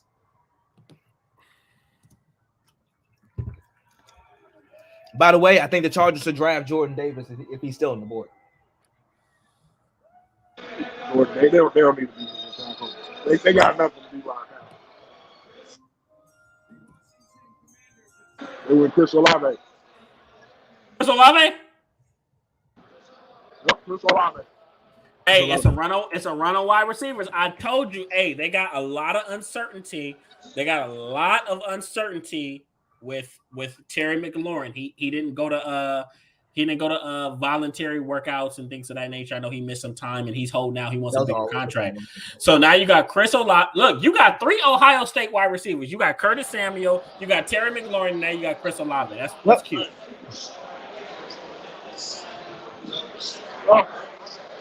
Chris Olave, I like it. He stretches the field. He does. He definitely likes to throw the ball down the field. So you guys know what that means, right? Be prepared to see teams trade up to draft Traylon Burks. Because Traylon Burks is now the consensus top wide receiver left on the board. Everybody's gone. Oh, the Vikings just made a trade with the Lions. No, you said what? The Vikings, they picked 12 and made a trade with the Lions. Uh-oh. This is going crazy. A division foe? Yep. Wait. I'm tripping. Yeah. No, it's closer to the Vikings, but now it's going to the Lions. My bad. I'm thinking about Washington. Okay. I was thinking about Washington, but New Orleans got the pick, so I'm tripping. Okay. I knew Chris Olave wanted. I knew a lot of teams wanted Chris Olave.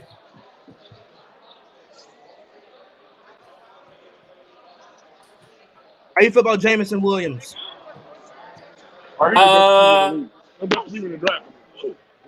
It's Drake London. No, but you know what? Let me stop. Jameson Williams has a very impressive skill set. He's a big guy, but he flies. He flies. He's a burner. Yeah.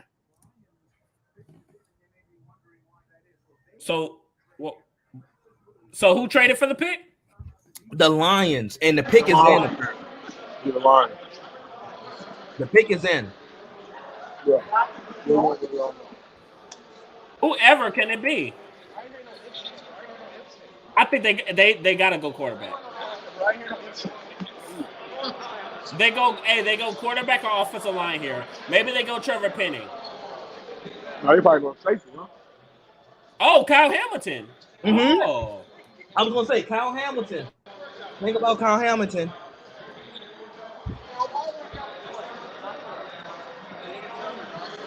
This is if the Lions can get Kyle Hamilton at 12, might be a steal. Yeah. This might be considered a steal. Oh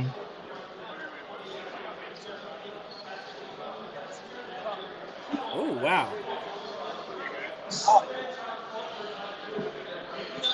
I want to know why did Malik Willis really come to the draft? Thinking he was gonna be like a top pick. Well, I mean, I guess he just wanted to see. I think it's fair to say Malik Willis is going to go first round. That's fair. He's going to go first round. So Kenny, I'm confused. Where does Washington go now that they traded their pick? Because we thought either Hamilton or now here's the question. Let me go ahead and look and see how it's rearranged. Did New Orleans trade their 2 first-round picks? Let me find it out. They didn't? No, they didn't. They only traded one of them? So wait. What the heck did Detroit? Okay, all right. So now I'm confused. What did Detroit trade to get up to 12, yet still have their 32nd overall pick? Maybe a future pick. Maybe it has to be a future pick. It has to be. Okay, so Washington. So the Saints gave up 3 picks. Okay. They gave up obviously their 16th pick, a 3rd rounder, and a 4th rounder. So Washington's picking at 16. I would be surprised if Hamilton is still there at 16. Yeah. Third. Because No, the Lions traded the 32nd pick to the Vikings. Oh, they did? They did. Yeah. Okay. Okay, so they get the 12th and the second round. Okay, so wow. I wonder what. Okay, it's in. It's in. It's in.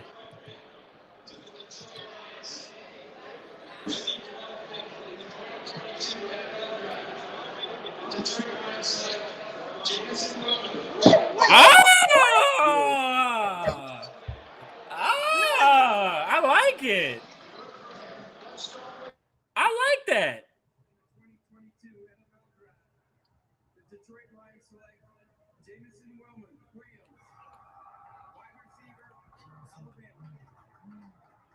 That's not bad. I just brought him up. Okay, so here's go ahead. I was gonna say he was really the determining factor. I thought his injury in the national championship game really was a turning point for Alabama because the play he got injured on, it was a deep bomb. It was like their first explosive play. And the way how the way how he contorted his leg and running, he tore his ACL. But as you said, he's a big guy, but I see a burner. I'm not saying he's going to have the same type of capabilities of this guy, but in terms of a comp, and obviously he's a bigger version, but I see some Tyreek Hill. I know you're going to say that. I felt like you were going to say that. I see some Tyreek Hill. That really been compared to all his whole draft process. Well, so here's what I like. I like that the Lions are playing the long game. They understand that right now they're building for the future, that this year obviously isn't going to be their year. And Jameson Williams obviously tore his ACL late in the year in the college football playoffs. And we probably won't see anything of him till the end of the season and possibly obviously till next season. So they say he's going to miss like 6 to 8 weeks of the season. Okay, so even if he misses 6 to 8 weeks, can we be honest and say that it takes probably a year to get back to you being you after tearing the ACL? At least a year. He'll play, but I think we'll see the best of Jameson Williams in 2023, and obviously the Lions are having a better idea as to who their quarterback will be and what the trajectory of their team is. So I think it's a good pick. It's a good future pick. And I think it shows that this organization believes in what Dan Campbell is building, that he's building something. He's going to stretch it out. Obviously, he took Aiden Hutchinson. Aiden Hutchinson will pay immediate dividends. Jameson Williams is later on down the line. I like what they're doing. Yeah, that was one of the technical circuits their pick. They took it to to the East.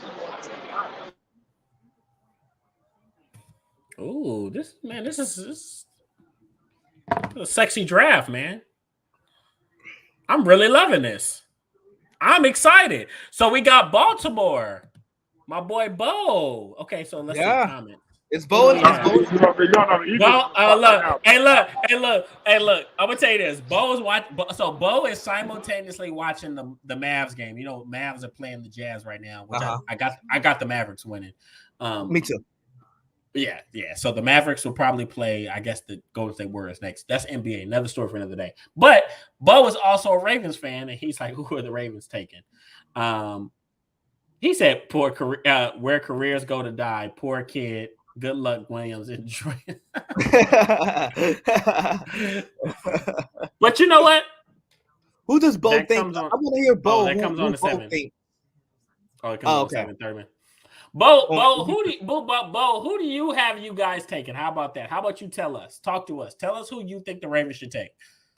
I think I don't be surprised if they go Devin Lloyd from Utah. Ooh, okay. I think they about that. I think they need that leader on the defensive side of their ball. By the way, Devin Lloyd is a San Diego guy. He's from California. If I'm not mistaken, from Chula Vista. And yeah, he's really talented linebacker, can blitz, can cover. I watched his highlight tape. I felt like I was watching a goddamn safety because he was picking off balls left and right. Very athletic kid. I think Devin Lloyd will be really good, a very good player to put in the middle of that defense. Let's see. It could be Devin Lloyd. It could be Trevor Penning. Why they got Nakobe Dean? Like Nakobe Dean is, maybe, I don't know. Maybe according to CBS, Nakobe Dean's a higher rated linebacker than Devin Lloyd. I was kind of surprised you wanted Devin Lloyd. I'm thinking Jordan Davis is going to be gone. These next couple picks, I'm looking for Jordan Davis to be gone. I really like him. Really like the kid out of Georgia. I think he's a freak show. I know Baltimore needs some help within the interior of their line. I know they rework Calais Campbell's contract and so forth, but he's an aging veteran. I like. Okay. The pick is in for Philly. The pick is in for Philly. Oh. Yeah, Philly is at 13. Okay. Yeah, Philly traded with Houston. Philly traded for Houston, so okay, that's impressive. Uh-oh. Who do they take? So Whoever do they take? I'm thinking Kyle Hamilton. I'm calling it. Kyle Hamilton? Probably Kyle Hamilton, yes. Ooh, I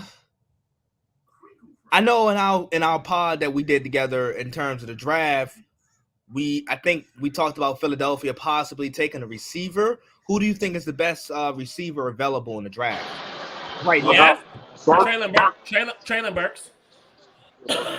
Now I'll say this: look for Dallas to possibly trade up within the next 5 picks. Dallas is looking at trading up and getting into the top 20, top 15, top 20, and look at them possibly taking Traylon Burks. One, he's a very multi-talented wide receiver. You can run him on jet sweeps. Some people have compared him to Deebo Samuel. He can run him out the backfield. Very versatile, and he's a multi-sport athlete. He played baseball, basketball, and football. So I think Traylon Burks would be a good fit, and obviously we know Jerry Jones is an Arkansas guy. So, but Traylon Burks is the consensus. You know what's so funny? Jerry Jones only drafted one Arkansas guy, and Felix Jones. Felix Jones. Wow. True. Yeah, true. That's the only Arkansas guy he's an Arkansas guy. No, he. Well, here's the thing. Now, can I be honest? There aren't many. Well, okay. Now, here's the thing. Even though he drafted Felix Jones, remember Darren McFadden played some years with us as well. Darren McFadden, yeah. So he loves his Arkansas guys. I think it just hasn't been that many elite Arkansas prospects. Well, wasn't Matt Jones one? Okay, who else? Well, you said Matt. Stop it. Hey, he prospect? No, hell no, he didn't go in the first round. No, he didn't. He went like the third. No, he went like the third or fourth round. Okay, then what about maybe the second round, and I could be reaching. Yeah, Arkansas ain't had nobody really good in a long time. Oh, Bo said he wants Jordan Davis. Same thing I said, Jordan Davis. Yeah, I can do that. Oh no, well, the Eagles are looking for a pass rusher to be honest. Okay, so look for Jermaine Johnson from FSU. Jermaine Johnson for Philly. Okay. I think they lost in Fletcher Cox. All they got is Hargrave right Gets now. the pick in. Yeah, the pick is in. Let's be honest. Brandon Graham is getting older. He's more of a chess piece player at this point in his career. Yeah. Now Josh Sweat is heating up.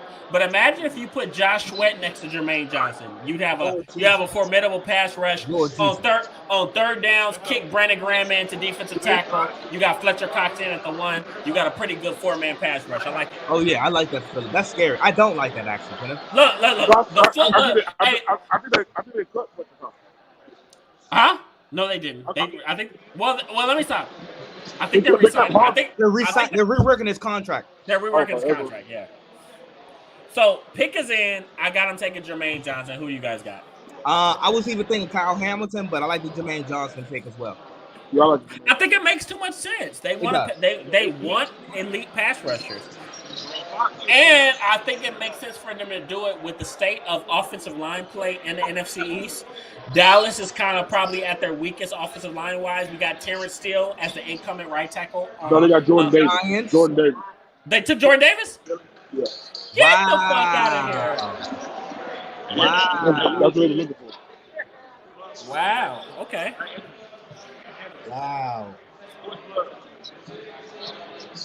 So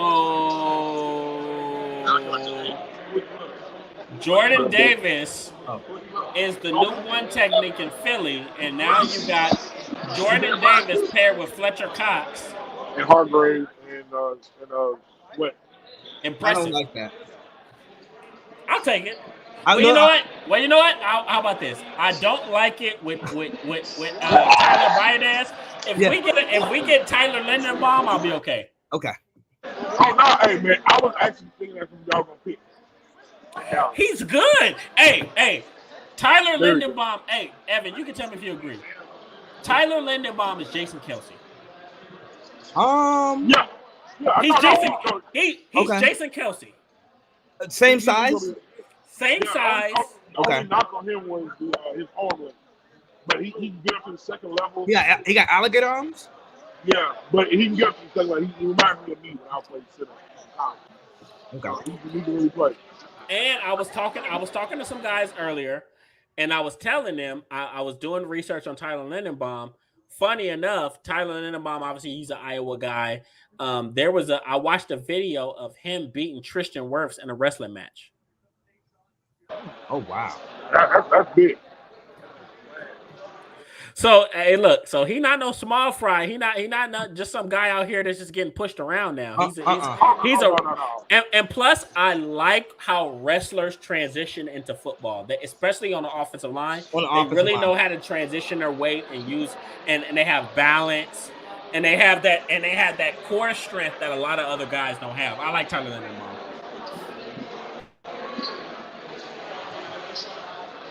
So okay, so. All right, so Bo look, Bo said I want Ravens to trade back. Yeah, he wanted Jordan Davis. He wanted Jordan Davis really bad. Yeah. Okay, so you wanted Jordan Davis and you didn't get him. Whoop-de-doo. Bo, is there anybody else that you want Baltimore to take? Maybe a safety. Bo is picky. Bo is picky.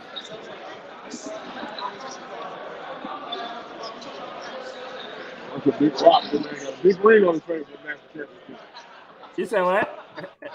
Jordan Davis has a big ring on his finger, man, for the national championship. He does. That ring is big. Look at this guy. Oh, Bo said Ravens wasted no time. Hamilton. Oh, they took Kyle Hamilton. Yeah. Yeah. I felt like it made sense. Yeah, they didn't say Charles Chuck. Yeah, Kyle. Charles Chuck. I don't think he's Chuck Charles, whatever his name. Chuck Clark. Yeah, same difference. He ain't it. Yeah. Okay, so Kyle Hamilton is, like I said, he's the best safety prospect to probably come into the draft in the last 10 years? Easily. 10 years. I mean, okay, let's think about this. How many great safety prospects have really came out as of recent? And Jamal Adams is not one. No, he's not. Jamal Adams. No. It makes you think, right? It does. Look. What's his name? Justin. Is it Justin Reed? Yeah. Or Eric Reed. Eric Reed. Eric Reed was probably he was the first. Oh, Eric Reed was a first round pick from LSU. Eric was first round, but Justin Reed was third round pick. Yeah, Eric Reed probably the last really good safety prospect to really come out in the draft. But Kyle Hamilton is a guy. Obviously, remember the kid that that Arizona drafted. Played linebacker, played all over the what's his name? Isaiah. Buda Baker. No, Isaiah Simmons. Isaiah Simmons. He was a safety, but he played linebacker. He played pass rush. He was all over the field. He was like a discount Micah Parsons. Let me stop. Oh, don't do that. All right, I'm gonna stop. But look. Kyle Hamilton is probably the best, probably pure safety we've had in years.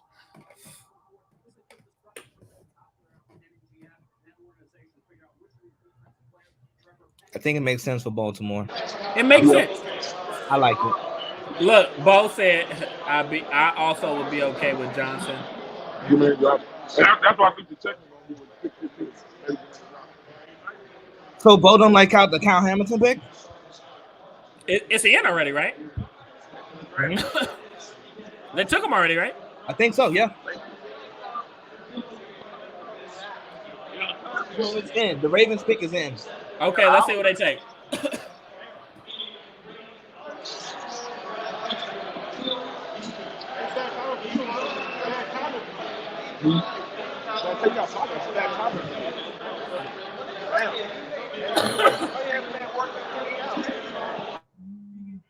Who they take? Let's see.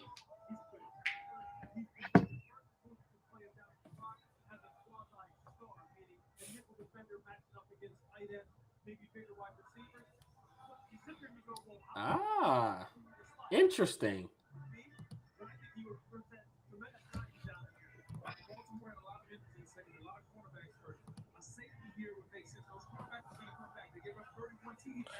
Oh, okay. So if okay, It seems so. I'm thinking about it. It seems as if I think it makes sense for Baltimore to take a safety.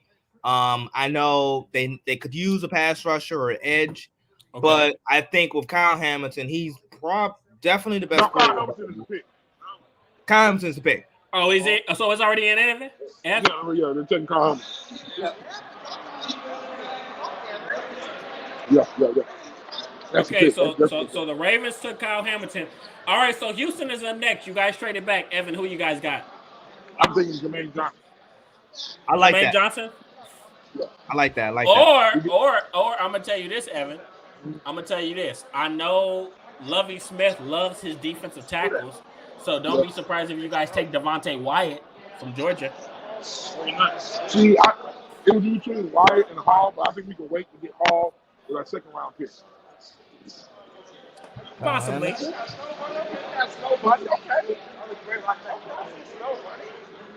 So I'm gonna say, I think Jermaine Jackson. We were looking at Walker. We were looking at Kayvon Thibodeau. And you get it in Jermaine Johnson. And we can put him on the other side of Jonathan Bernard. So you can have Oh, the Texans pick is in. yeah. I think, but once again, I mean, obviously, it says you guys defensive tackle is a need. I think I just think about Lovey's. Who was it? Brown. No, Hollywood Brown just got traded to the Cardinals. Get the fuck out of here! You serious? The Huh? Ravens traded Marquise Brown to the Cardinals. They traded him to the Cardinals. No. What just happened? Hollywood Brown just got traded to the Cardinals. For who? I don't know. Oh, wow. I'm just telling you what Oh just happened. wow. Marquise Brown got traded to the Cardinals. I'm already telling you right now. He got traded to the Cardinals. Yeah, traded to the Cardinals. Wow, Big that's time a move. big that is a big wow. Yeah. But you know Thank what? Hey, but you know what? Kyler Murray gets his guy. He gets one of his guys. Yep. Yeah. And that I'm gonna say this. That shows how committed they are to him. Oh yeah. Because there were whispers of him wanting CD Lamb.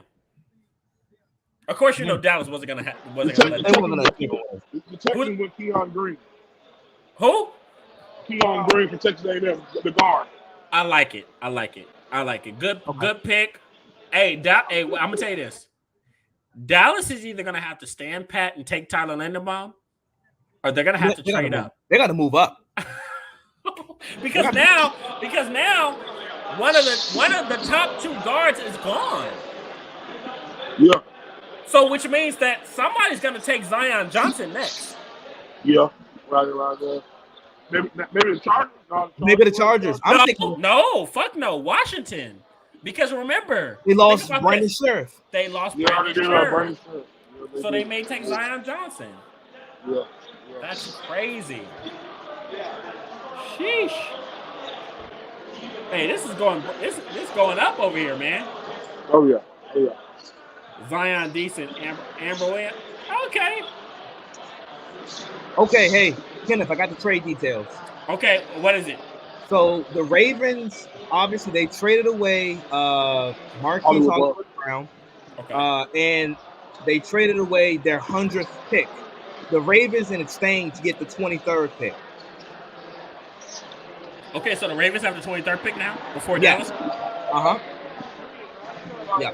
In Arizona, they get obviously the 100th pick, and they get Hollywood Brown. They got a 1 for Marquise Hollywood Brown? Hey, man. Hey.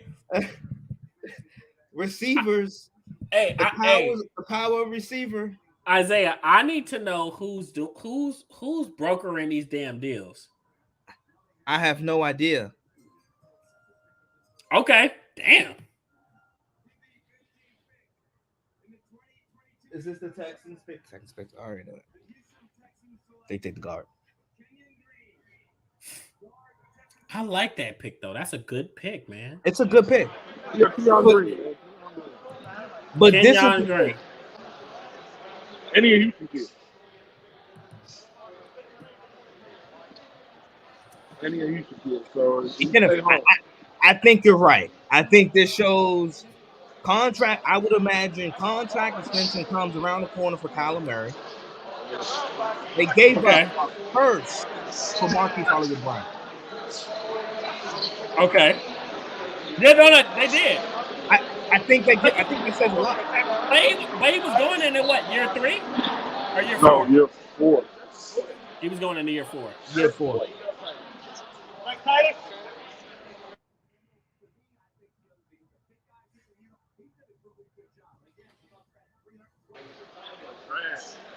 Sheesh. This is crazy, man.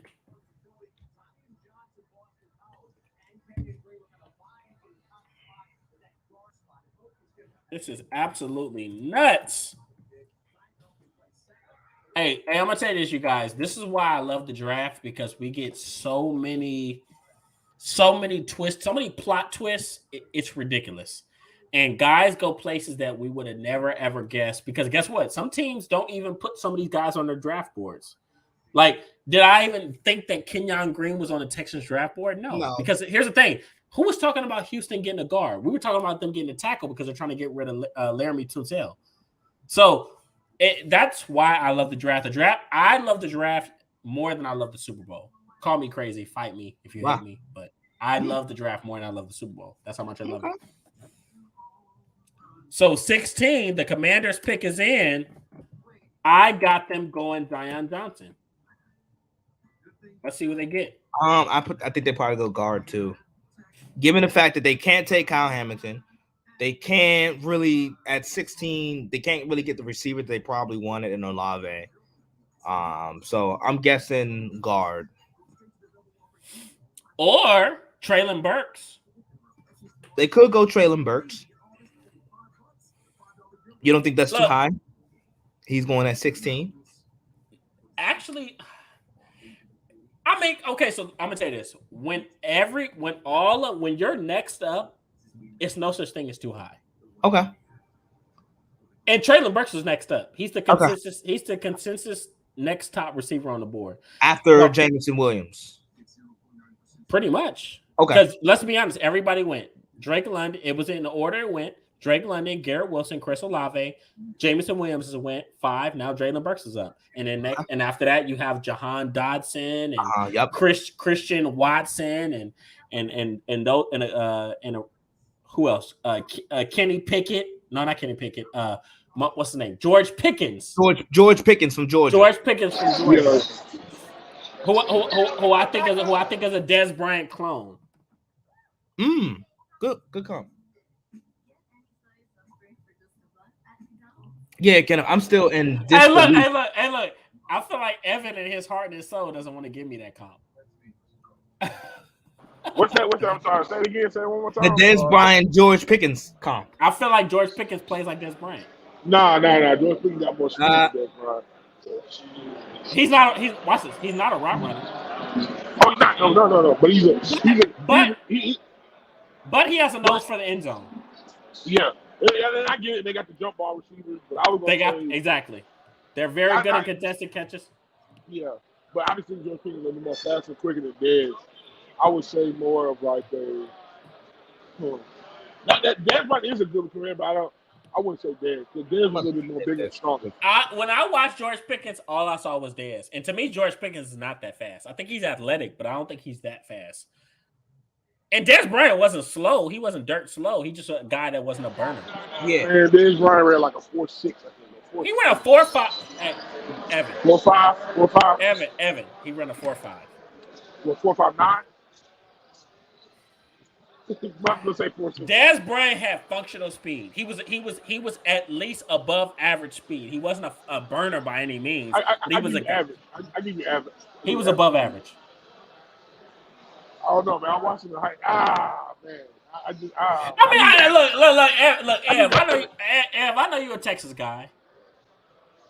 And I know you probably watched him. He played because Des Bryant went to the same high school that what's his name? That one Dvorsky top Lane. defensive tackle. Huh? What's it called? Dvorsky Lane and What was that defensive tackle? Jamarcus McFarland that was supposed to go to McFarland, Oklahoma. Was go to Oklahoma, but he never panned out. But yeah. But what I'm saying is Des Bryant may not be a burner, but in his heyday, Des Bryant can get behind you. Yeah, you said I'm not denying that, but as far as receiver, he has average speed. I would say above average. What is it? Okay. So let me ask you this. Evan, what's average speed as a receiver? Like 4.5 range. 4.5. Okay. That's average. Above average. Yeah. Right. You see the receivers. You got 2 guys running 14. To me. Okay. All right. Maybe you're right. Okay. All right. The pick is in, Evan. What is it? Who is it? I just had it. Hold on. Just went away on me. Dotson, receives the big state. Ahmad. Hey, Reach Capital. No. Okay. Reach freaking Capital. I'm glad. It is a reach. I'm happy they reach. Amon Dotson at freaking at 16. Huh? Jahan Dotson, my bad. I said Amon. Jahan Dotson at 16. That's a reach. Yeah, that is a reach. It's a reach.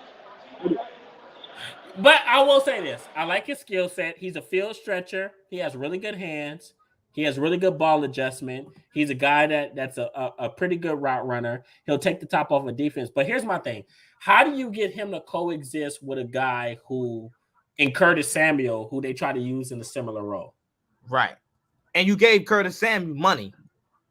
You did. You just paid Curtis Samuel. So I don't know how I feel about that pick. I feel like it's kind of, for Washington, you could have had Treylon Burks, who would have been a different body type to what you currently have, and probably would have been a skill set that you needed.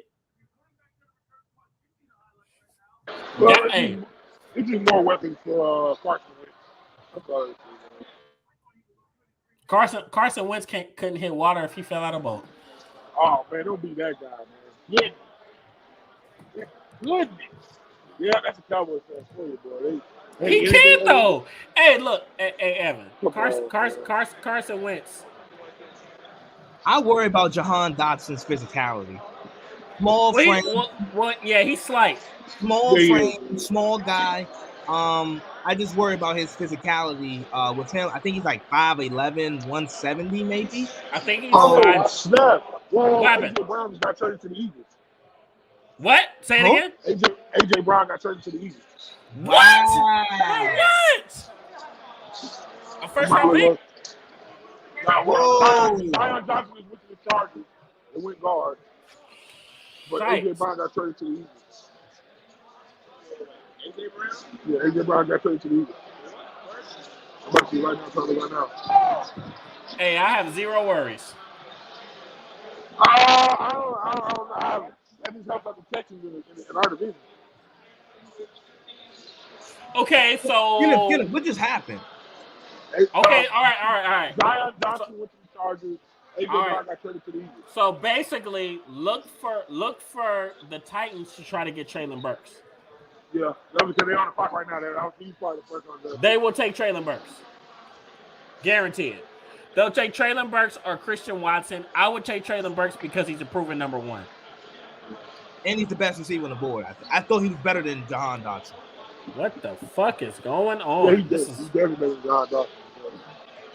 I'm confused now. Yeah, 18 and 30 pick. 18. Hey, look.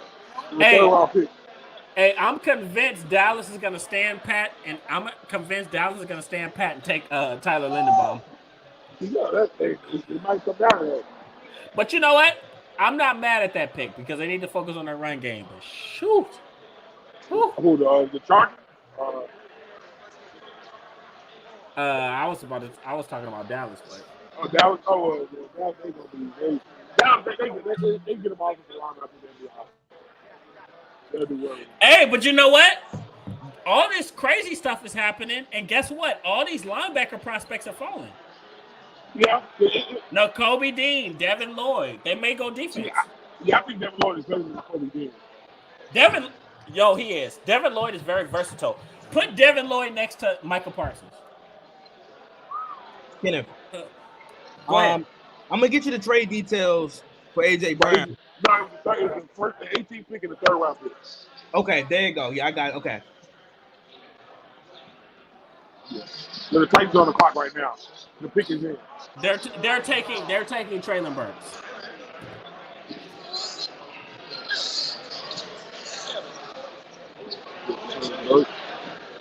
Kenneth, in terms of Arizona, why wouldn't they wait at 23 for a receiver,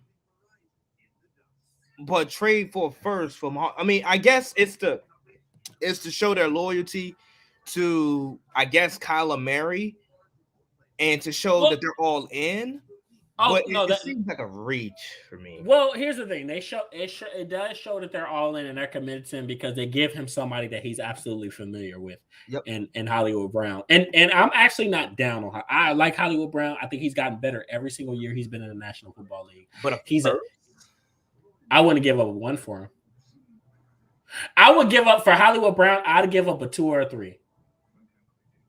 But watch this. Let's be honest: supply and demand. Arizona wanted him. I'm assuming for that trade to have went how it went, Arizona wanted him, and Arizona wanted him, and Baltimore said, "Okay, for you to get him, you got to give me this." And probably it seemed like Arizona really, really wanted him.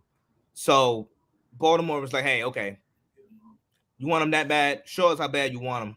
Arizona gave up first. All right, Ev. Oh, we got Asaph. Go ahead, Ev. Hey, brother. Hey, Ev. Nice having you. Nice having you. I know you have Buffalo Wild Wings. Get some garlic chicken for me. Garlic Parmesan chicken for me. Enjoy it. Enjoy life. We got my boy Asaph Buwadi in. But we'll recap. We'll talk after. I'm gonna have you come back on Ruben Sports, and we'll recap the draft. How about that? Yes, sir. Appreciate yes, sir, it. Evan. Thank you for having me. Y'all be good. All right, Ev. Peace. So now we got my man Asaph Bahati. Hopefully I'm pronouncing his name right. I know he's like, this dude Ken is chopping my damn name up. But you know what? His Eagles are just going splash crazy. Splash moves. They just got AJ Brown. They're trying to knock us off our pedestal. We won number 1 in the division. So let me go ahead and bring this guy in. Hey, Kenneth, it was a good night for Philly fans. Yo. What is good? What is up? ASAP, what's going on, man? Yo, I'm chilling. I'm not tripping right now. Now. Okay, so hey, quick question. Side note. What's up? Are you a 76ers fan? I'm not. Okay. No, I'm gonna say they won tonight. I know they just closed it out. And good for them. That's a big deal. Okay.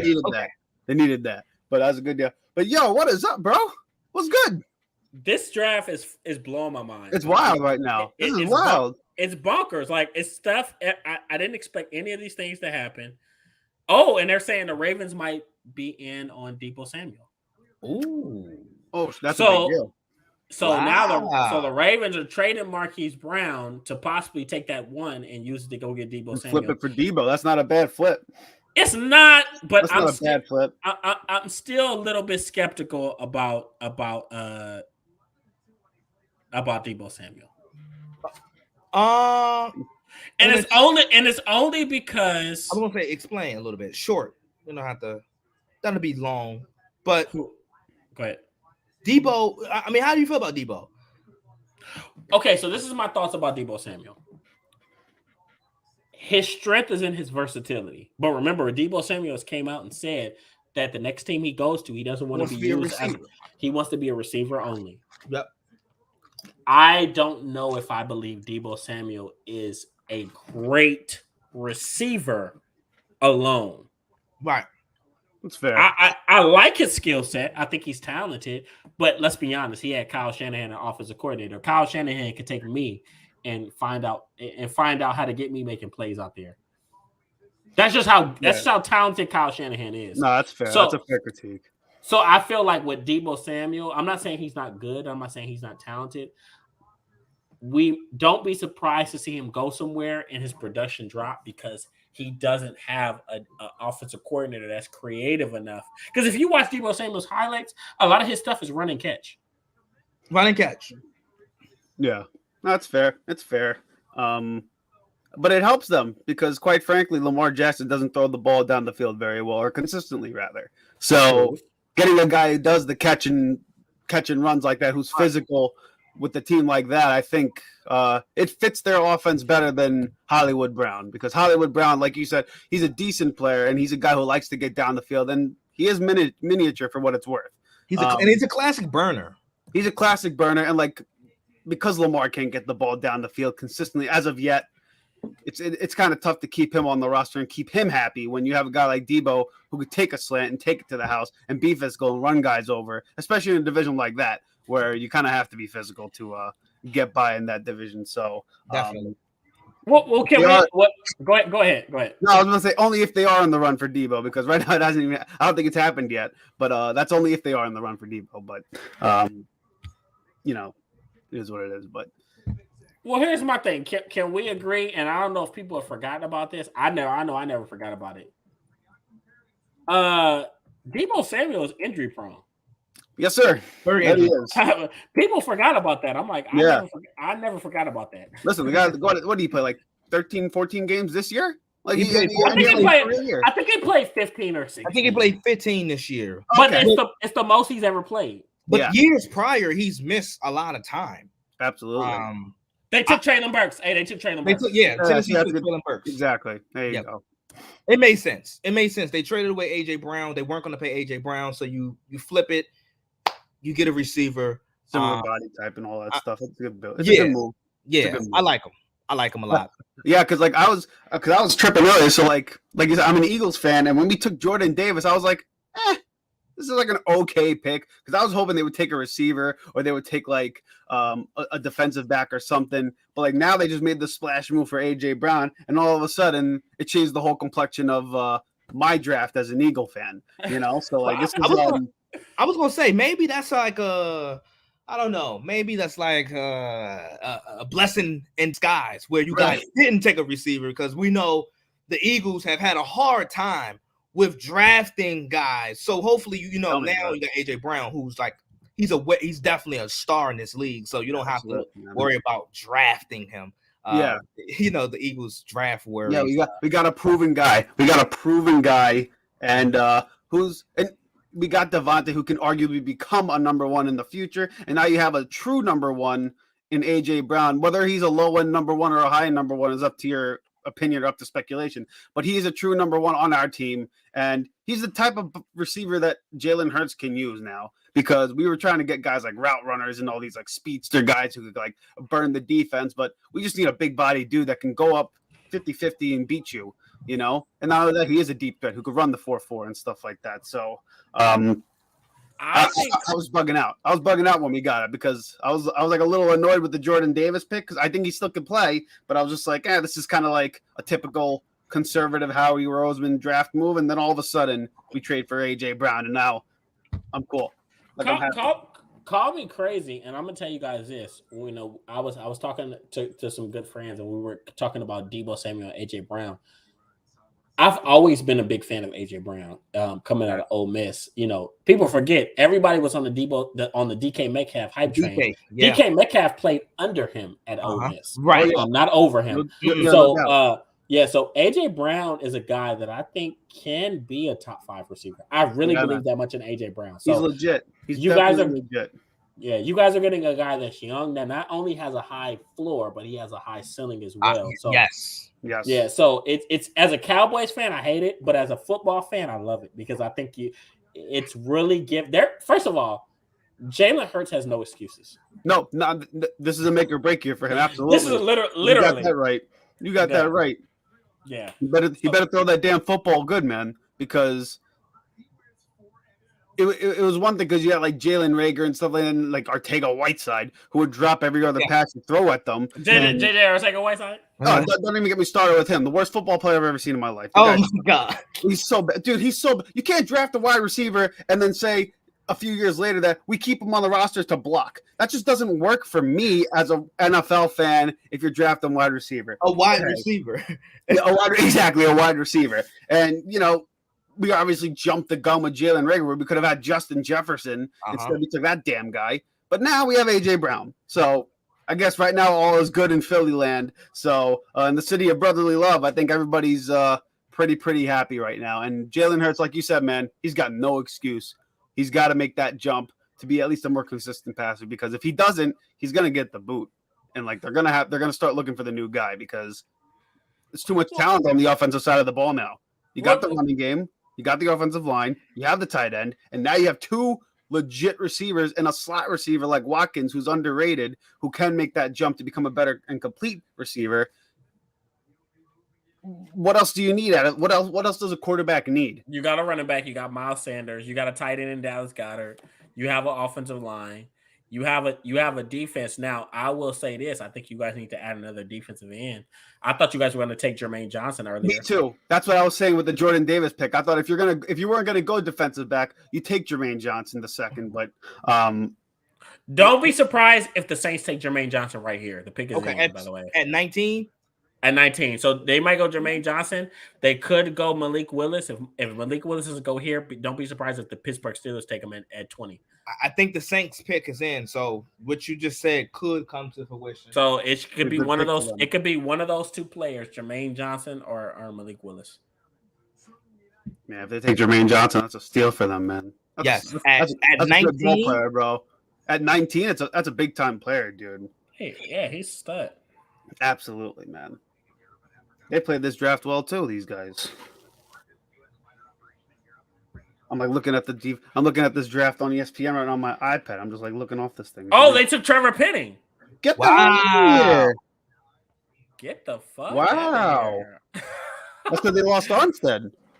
Wow. True. Right? Trevor Penning. Wow. But you know what? Trevor Penning was a guy that had a really good week at the Senior Bowl. Really good week, really good practice week at the Senior Bowl. They say he has like freaking vice grips as hands. And once he gets his hands on you, it's like you're not getting it's not over. getting away from him. Yeah, it's over, right? Came from a small school, so that just shows how good he really is. If you're playing in Northern Iowa and you're getting scouted to be a top 20, top 15 pick in the NFL, You got the goods. You got the goods, exactly. Yeah. So I like Trevor Penning. He can run and block. He's honestly more of a jack of all trades, but he's a little raw. He can get better in all areas. I like him. I think he's gonna be a really good player. I was about to say it's not the worst pick in the world, obviously. Like you said, he's a project guy. He's definitely a project guy. And hey, but you know what? The Saints have a decent history of drafting like some decent offensive linemen in the past, right? Or they have like a decent offensive line usually, and they're coached well over there. So I don't think it's going to be a pick that like Saint fans should be disappointed in. I think it's just going to take him like a year or two for him to really get a good grip on the NFL, no pun intended. But it's just it was just an interesting pick. That's an interesting pick though. Well, I think Trevor Penning is the perfect mix of solid floor and high ceiling. Right. So he's a guy that doesn't need to be a swing tackle or a right tackle. He could be your left tackle year one. There are going to be some growing pains. I mean, let's be honest. He's going to play against some top pass rushers, probably get his ass whooped a couple times, but he'll get better. He'll learn from it. And who knows, maybe in a year or two, he could be an all-pro. Absolutely, man. Absolutely. Right. So the Steelers pick is in. I'm assuming this is Malik Willis. Yes. I'm pretty confident this is They gotta go QB, right? I'm pretty confident this is Malik Willis because that's all they're missing on their team. They have a running back, they have receivers, they have a tight end, they have. Let me stop. It could be offensive line too. They have a defense. They could have put on the offensive line, but yeah, you're right though. They got all the pieces that you generally would need to like be to win. Team. To be competitive, right? Somewhat competitive. So I'm assuming this is going to be Malik Willis. Ooh, hey, this is probably the fastest round one I've ever encountered. I was just about to say, man, like this is like it just me? This is flying. It's gone by quick, even with the trades. I'm used to teams waiting until the last millisecond. Facts. To make a pick. Facts. To make a pick. What if it's Kenny Pickett? I was just about to say that's the best what if Pittsburgh. What if it's Pittsburgh? Watch this. What if it's Desmond Ridder, who I like? I think Desmond Ritter is. I mean, I don't want to say he plays just like him, but Desmond Ritter is like Dak Prescott in this draft. He's a guy. He's a multi-year starter with great intangibles. Okay. That teams aren't wowed by.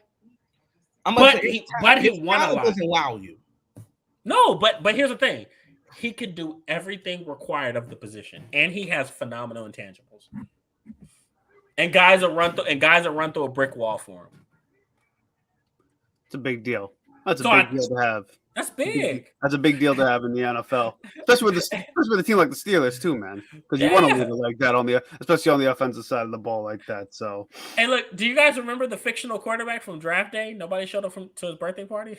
I mean, I know he's fake, right? But nobody showed up to his birthday party. So, my bad. I like to joke around a lot. What's his name? Bo something. I don't know. But anyway, that's funny. But I say all that to say, I like Desmond Ritter. I like Desmond Ritter and Kenny Pickett because they have experience and they are leaders. But Desmond Ritter, you can't say enough about what he's done for Cincinnati's program and helping to turn it around.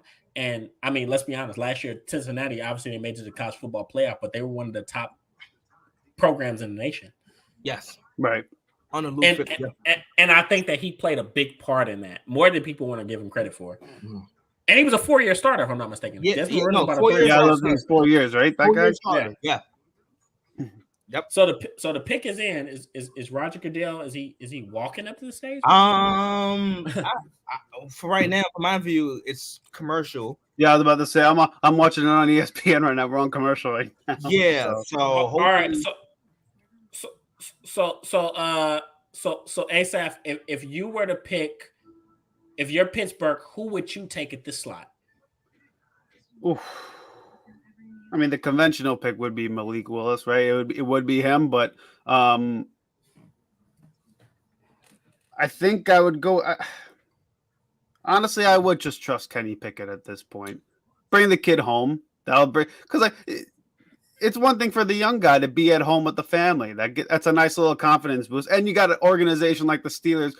Say what you want about them, they are first class in terms of how they handle their stars and how they handle their players, and they try to treat their players right. And if you surround them with talent like Deontay Johnson and Claypool and you have Najee Harris, and you got a coach like Mike Tomlin who's as steady as they come, one of the most for some reason, an underappreciated coach in the NFL. And you got a defense like that, all Kenny Pickett has to do is just not mess it up. And I think he's more than capable of not messing it up. And he's got enough potential to be, at the worst, a decent starter, right? He's got all the physical tools you need to do it. So, and the leadership skills that you would want. So I would go with Kenny Pickett, take the hometown kid, and just call it a day at that point. And then you got your guy. So AJ Brown, he got a 4-year, $100 million deal, by the way. That's not bad considering what. What is it? What is it average? Is it in his ballpark? Because I know he wanted $20 million plus. Well, I think it's 25. I was about to say $25 million a year, right? Get the fuck out of here! Are you serious? Yeah. Hey, but you know what? That Christian Kirk deal really fucked up a lot of shit. It messed up the market. Yes, it did. It ruined the market, and I say that because I believe that when they were negotiating, especially AJ Brown, a guy that's what's going into his fourth year, him and Deebo Samuel, I think that for AJ Brown specifically, I think that he was negotiating within that 18 to 19 range. And once Christian Kirk got that contract, he said, "Oh, okay. Well, I know. Well, obviously, I'm getting 21, 22." Yeah. No, you're right about that. But yeah, see, there you go. To Kenny Pickett, right? They took him. There you go. Not bad. I love it. Yeah, that's a good pick, man. That's a good pick for them. But you know what? Okay. Kenny Pickett. Okay, here's the thing. Pittsburgh is such a throwback blue collar type of organization. I think we can go ahead and be real. They're not big on developing and slow cooking guys. No. I mean, they drafted Big Ben, who was their quarterback for the better part of 20 years, and he started immediately. They threw him right in the fire. He was ready to play. Granted, they had a great defense. They had a running game with Willie Parker and the bus. Similar to how they're set up now. Right now, right? Very similar. Very similar. Now, Kenny Pickett is a guy, may not be as physically impressive as Big Ben, Obviously. but he's a 5-year guy. First of all, I think Kenny Pickett can do everything you need from the quarterback position. Exactly. And I agree. Quietly, he's actually a very goddamn good athlete. Yeah, absolutely. Yeah. You know what I was saying to myself with these quarterbacks, with Pickett, Malik Willis. Last year we had everybody was so high. Last year we was following these guys since high school, like Justin Fields, Trevor Lawrence, and they got taken and they got put in some, let's be real, some bad situations. But this year, you look at this quarterback class and a guy like Kenny Pickett. Okay. Established starter in college, had a really good year last year. Hometown kid in Pittsburgh, and you're talking about the way how Pittsburgh was built, in terms of when Ben got drafted. Okay. I just said they're very similarly built. Now in terms of the AFC is obviously deep, and I'm not saying Pittsburgh is going to be like this Super Bowl contender. But with a young quarterback, this allows Pittsburgh to have a lot of some salary cap flexibility instead of getting a guy like Baker Mayfield or Jimmy Garoppolo, who may come with a bit more of a heavier price tag. And I'm just looking at some of the pieces that Pittsburgh have.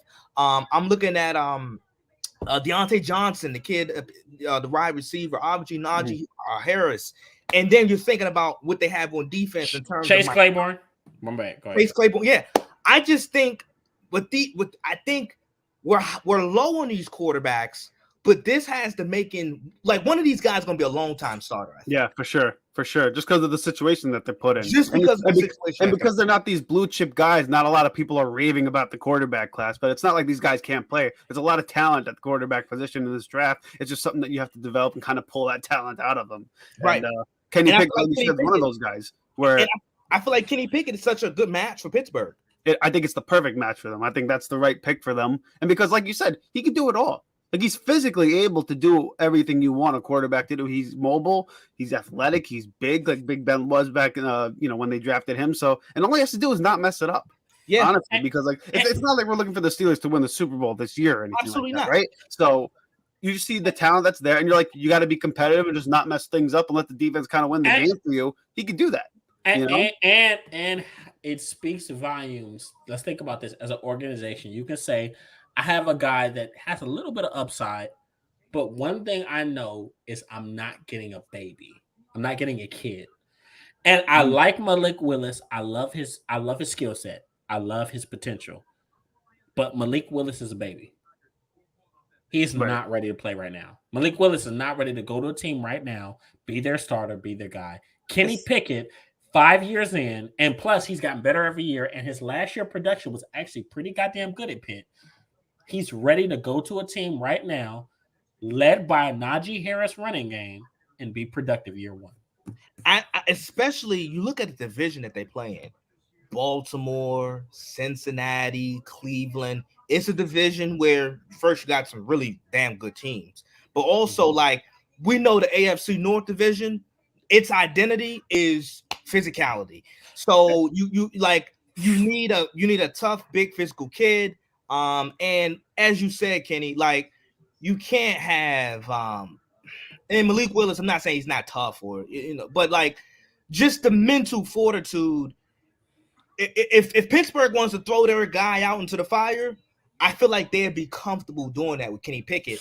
And I just also look back on the draft last year where, in terms of the quarterback position, I thought, and I'm not saying this guy is the best quarterback in the draft or he's the best guy in that draft, but I look at a guy like Mac Jones, where I thought he was not necessarily the best quarterback, but the most pro-ready. Mm-hmm. And I looked at who drafted him, New England, with Josh McDaniels and Bill Belichick, great defensive mind, McDaniels, great offensive mind, and they weren't asking Mac Jones to be this prolific passer. But the things that Mac Jones could do was deliver the ball accurately, be an anticipatory thrower. He wasn't going to lose you games. He wasn't going to turn over the football.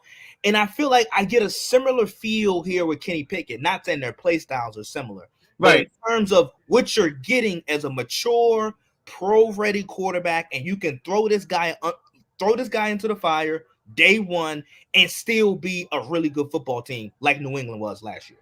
Absolutely. I couldn't agree with you more in breaking down what he can bring to the Steelers. And not only that, you look at the quarterbacks on the roster that the Steelers have, and almost anybody that they pick in this draft would have probably been the best guy on the roster. But, like, there is something to be said of having a guy who is mature, who knows and understands that, hey, I don't have to steal the show at being quarterback. And like you said, in that division, you got to deal with pass rushers like Cincinnati's got, like the Baltimore Ravens got, and even the Browns, they got a pass with Myles Garrett, and they had Clowney last year, right? So you got to be able, you're going to take some licks, and you got to be able to stand there, take it, and get back up again, and march your troops down the field. And Kenny Pickett, for what it's worth, I think is the best QB in the draft to do that, who can consistently come up and just be like, okay, to the next down, gets hit, boom, to the next down. He's not going to break down easily, and he's like a mentally tough dude. So, and the fact that he's home, it also adds a whole level of comfort and a whole level of just like this. It's like a familiarity for him, and that's just like it's a really comforting feeling for, especially a young guy being in a surrounding where he knows where everything is. He knows where all the cool spots are. He has his family there, so he comes home every night, and he's not like in this whole new world of just like this randomness. He's in a familiar area, and the Steelers are as stable as they come in terms of how they treat their players and how they develop players. So they're going to give him a shot, and let's just see what he does. I hope he has a good career, and I think he will have a really good career for the Steelers. So it was a good pick for them. I think you're muted. Yeah, you're muted, bro. Is it just me, or do you guys think that the Steelers learned from Dan Marino? Because remember, Dan Marino was a local Pitt kid, and they didn't draft him. They passed him over. Could have. Maybe. But I don't think anyone's accusing Kenny Pickett of being Dan Marino. That's the only I agree. I agree. Yeah. I agree. But what I'm saying is I felt like they said we're gonna get a hometown guy. We want a blue collar guy, a lot more attached to the culture. A guy that we can bring in day one that is gonna get it. He doesn't need to be special. He just needs to get it. Exactly. That's important, man. That's important for a lot of guys in the NFL, especially a quarterback. Just getting a guy who just walks in and can fit right into the culture and just fit right into the pulse of the city.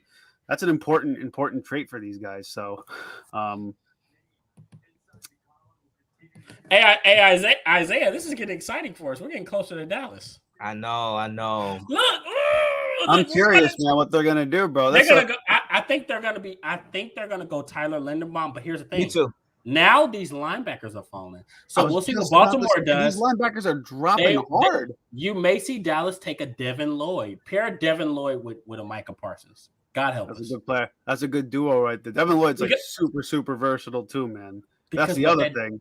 That literally frees Micah Parsons up to rush the passer a lot more, or to just be versatile with him and move him around. So you got Devin Lloyd, you got Nakobe Dean, you got Tyler Linderbaum on both the guards off the board. So that shit's, we can go ahead and throw that. That's done. Right. Unless they want to take a Tyler Smith from Tulsa, who's a guard prospect, who's a tackle prospect that could possibly play guard. Right. You think they're gonna put Micah Parsons with his hand in the dirt more because they lost Gregory? Well, here's the thing. When it comes to Micah Parsons, I think they want to keep his versatility. So Isaiah had to go. My bad. So it's just me. It's also good. We're gonna close this thing out. Isaiah had to leave. He has some stuff he has to do. All right. But I say all that to say, when it comes to Micah Parsons, they want to use it as much as his versatility as possible, and it's smart. Mike McCarthy said this: if we played him at one position, we would be playing into teams' hands. Right. Okay. And it makes sense when you put it that way. No, it makes sense for sure.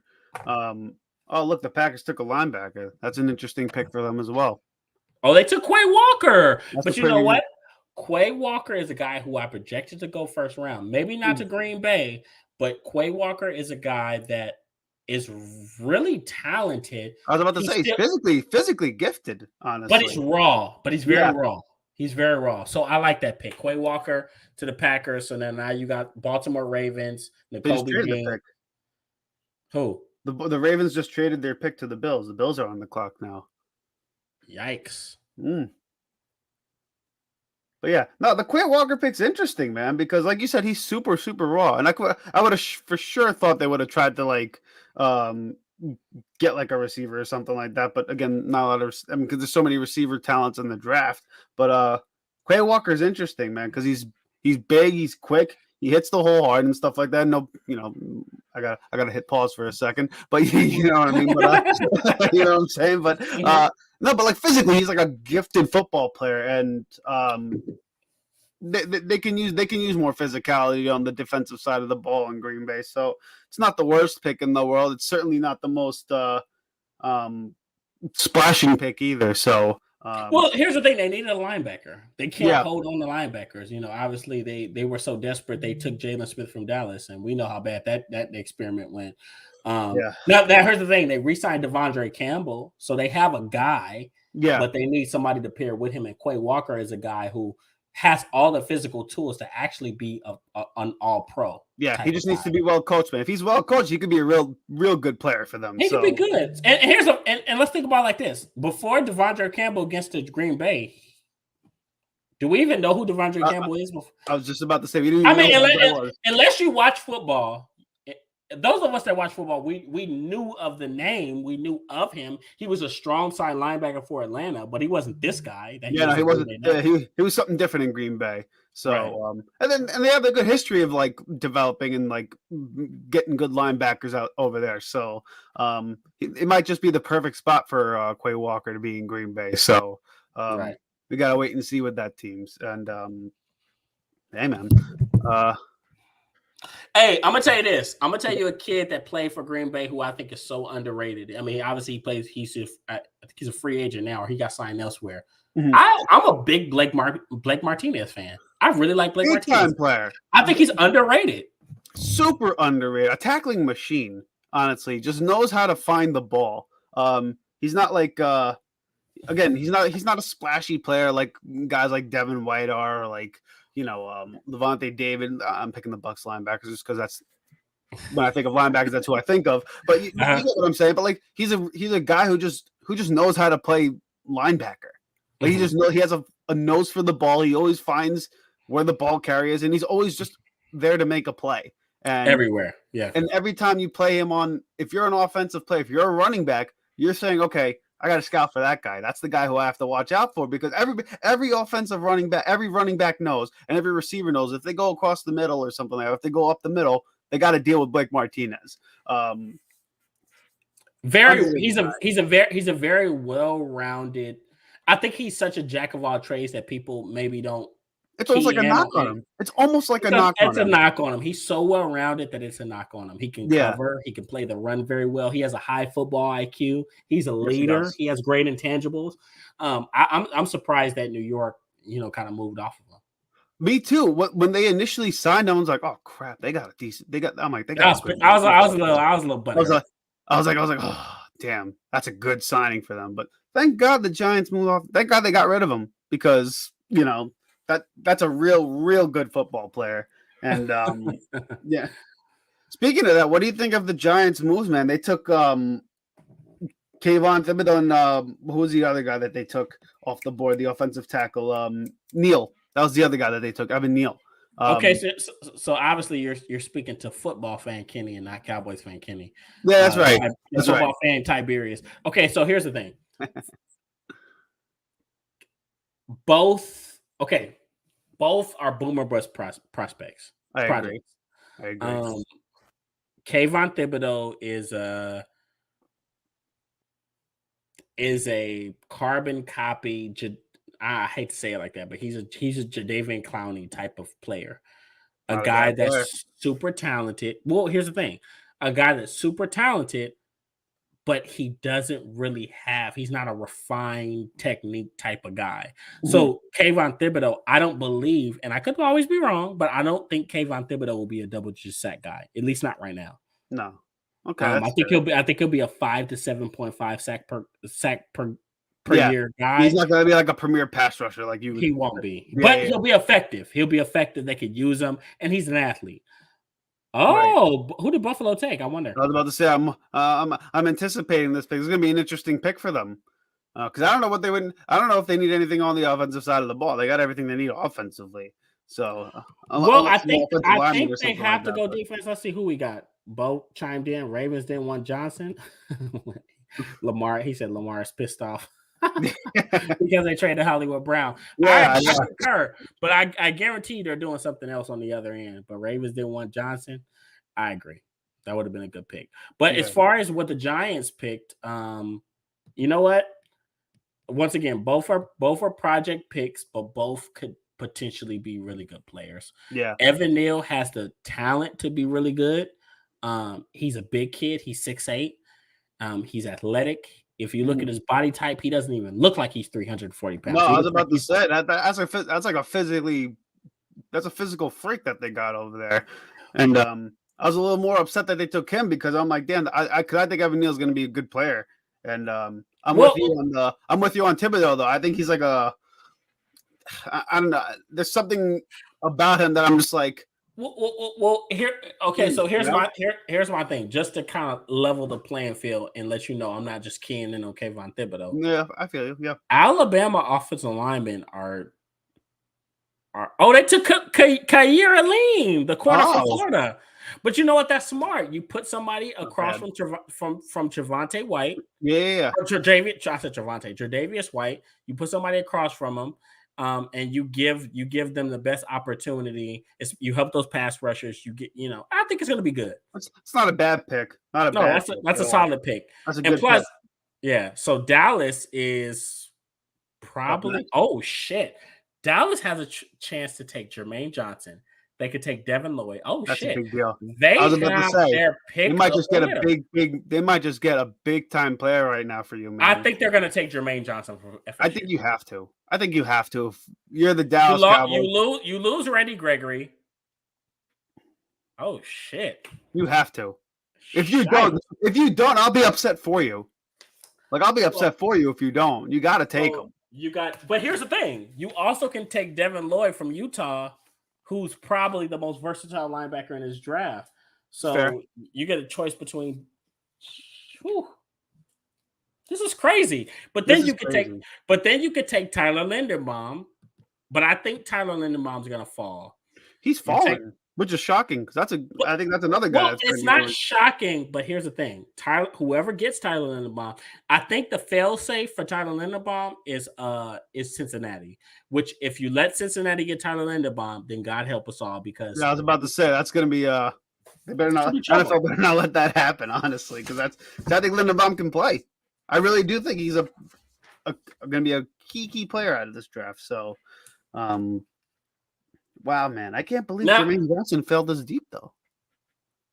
Well, that's a blessing because now you could put Jermaine Johnson at right end. He's a very. I was about to say you could just leave Micah Parsons being the player he was last year. But I feel like they believe in Micah Parsons and his ability to edge rush. I'm not saying they're going to play him there full time, but I think you're almost prompted to take a Devin Lloyd right here. You think so? Which isn't a bad idea either, because Devin Lloyd's another guy who, like you said, super versatile and and physically is just like I know I go back to physicality in the draft, but a lot of the times that's what you have to go by, just because they are so raw and so young, right? So look, I said this earlier, ASAP. I watched Devin Lloyd's tape and I felt like I was watching a safety because he's so great in coverage. He flies, man. But have you watched him in coverage? Just like the way he intercepts the ball. That's what I'm saying. Like this guy covers so much ground for a linebacker, and especially for a guy his size too. And he plays the run well. And like you said, his coverage skills really high quality for a linebacker, and especially now with tight ends in the NFL the way they are right now, who practically run like they're damn receivers. a guy like if you pick Devin Floyd, I'll salute you, bro. Honestly, because that'll be it's a quality pick here too. But wow, you can't go wrong with this number 24 pick, can you, over here? I really think that I'll tell you this. Every time Dallas, and I say this as a committed Dallas fan, Yes, sir. every time they stand pat and they wait on players to come to them, it always works out in their favor. Yeah, They always get they in. always drafted well. They've always drafted well. It's never They been draft well. Yeah, they draft well. So, if you're a Cowboy fan, this is an exciting moment for you because you're going to get a quality player, and you know he's going to like be someone who's going to. Damn, the word's slipping my mind right now. He's going to produce for you like immediately, and like give you good quality play because I think Randy Gregory was a really big loss for you guys, in my opinion. I think that's a really big hit for you guys because it changes a lot what you do on defense. But if you get a guy like you said, Devin Lloyd, or even just a Jermaine Johnson the second, it's almost like you haven't missed the beat and you just save so much damn cap space. And now all of a sudden you can make another move late in free agency. You may get a quality late pick or something like that. So, the pick is in. Here we go. Well, pick is in. We will see. It's Jermaine Johnson or Devin Lloyd. I guess it has to be. It's one of those two players. It has to be. Let's see. Here we go.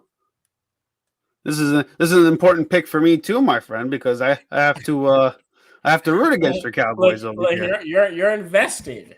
I am invested in this particular pick. Yes, I am very much invested here because let's see who was up and who's on the clock. But you know what? But you know what? It wouldn't surprise me if they went a sexy pick and took Tyler Linderbaum. But I just feel like the flash in them, they want to take a high profile pressure player, and Devin Lloyd and Jermaine Johnson fit that bill. Yeah, man. Because you know Devin Lloyd is a great blitzer as well. Yes, dude, that's a good football player. Devin Lloyd's a good football player. So it's like whoever you pick, whether it's Lindenbaum, Johnson, or Lloyd, it's a win. That's like a quality pick, especially for. I'll be honest. I'll be a little bit more upset if they take Jermaine Johnson the second because I think that would be I think that's the biggest steal of the draft so far. If someone like that takes him, then it's a big move for them. And look for the Ravens to go linebacker next.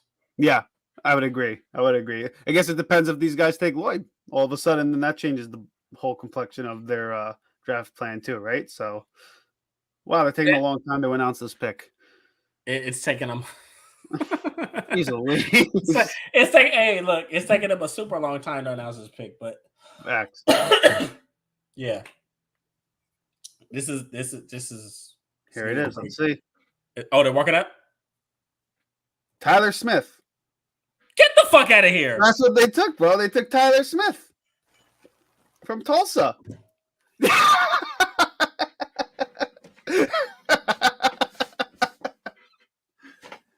But I got hey man, let's look at the positives over here. They got another Smith, so they do well drafting guys named Smith. That's a good thing.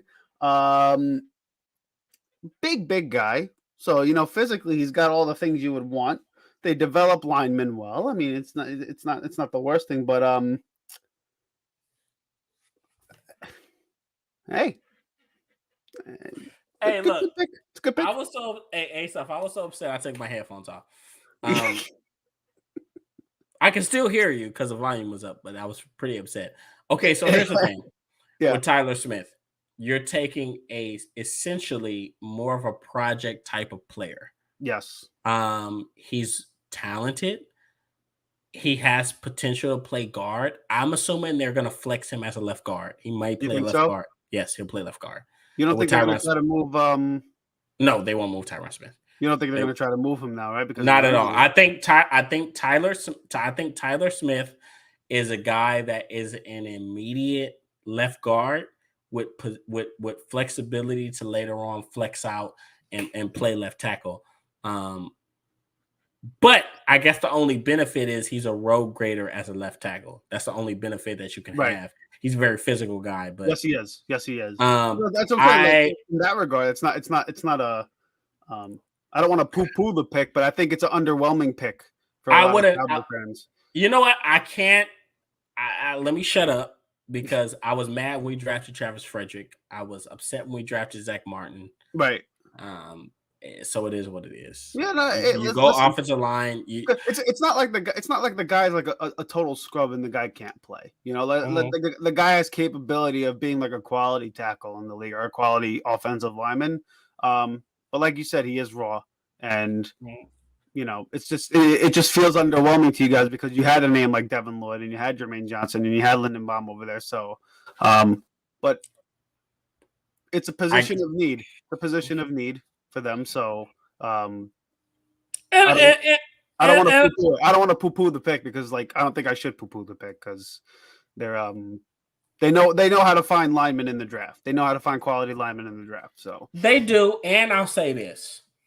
As much as I wanted Devin Lloyd and Jermaine Johnson, currently, as is, offensive line is a bigger need than linebacker or defensive end. Right. That I can be honest about. Guard. No, I agree, and that's what I'm saying. Like if you're a Cowboy fan, don't be too upset about them taking a lineman like Smith. It's just not something that you would have expected necessarily, but it's the position of need. It is the position of need for the Cowboys, and he's got a potential to be a really, really like quality tackle. So right tackle. No, I'm saying he's got the potential. No, I'm over here looking at the synopsis of him. They talking about I know. They're saying he's gonna be I don't think he'll be a right tackle. I really don't. I think he'll be a guard. I think Terrence Steele will start at right tackle. But go ahead. Right. No. I feel you on that. It's just like you said, he's a project player. This is someone who you're gonna have to kind of, like you said, you're gonna have to let him develop. He's gonna have some raw moments in the NFL because he is, you know, he's young, but he's got all the physical things you need. He's a road runner, like you said. It's just, I guess it just wasn't what anybody expected for the Cowboys, honestly. So, but hey, you know. But hey, look, I'm gonna tell you this. Every pick I hate for the Cowboys works out. Well, and you hate this pick? It could work out. I hated Micah Parsons pick, by the way. You hated the Micah Parsons pick. That's interesting. I was sick. Who would you want them to have taken instead? I wanted them to take the tackle that went to the Chargers from okay. From Northwestern. Well, listen, it worked out for the both of you, so it did. Yeah, it did. Yeah. And in 2016, I didn't want Ezekiel Elliott. I wanted Joey Bosa. The Chargers took him at 3. Well, how about that? How about that? Wow. He said, "Look, my buddy messaged me, bloated. Y'all bloated." Yeah. Facts, man. Facts. Yeah. So hey, man. He said, "I expect that." So let me ask you this. What's up? Okay, so current state of the NFC East so far as to what you've seen in the draft, who do you think improves the most?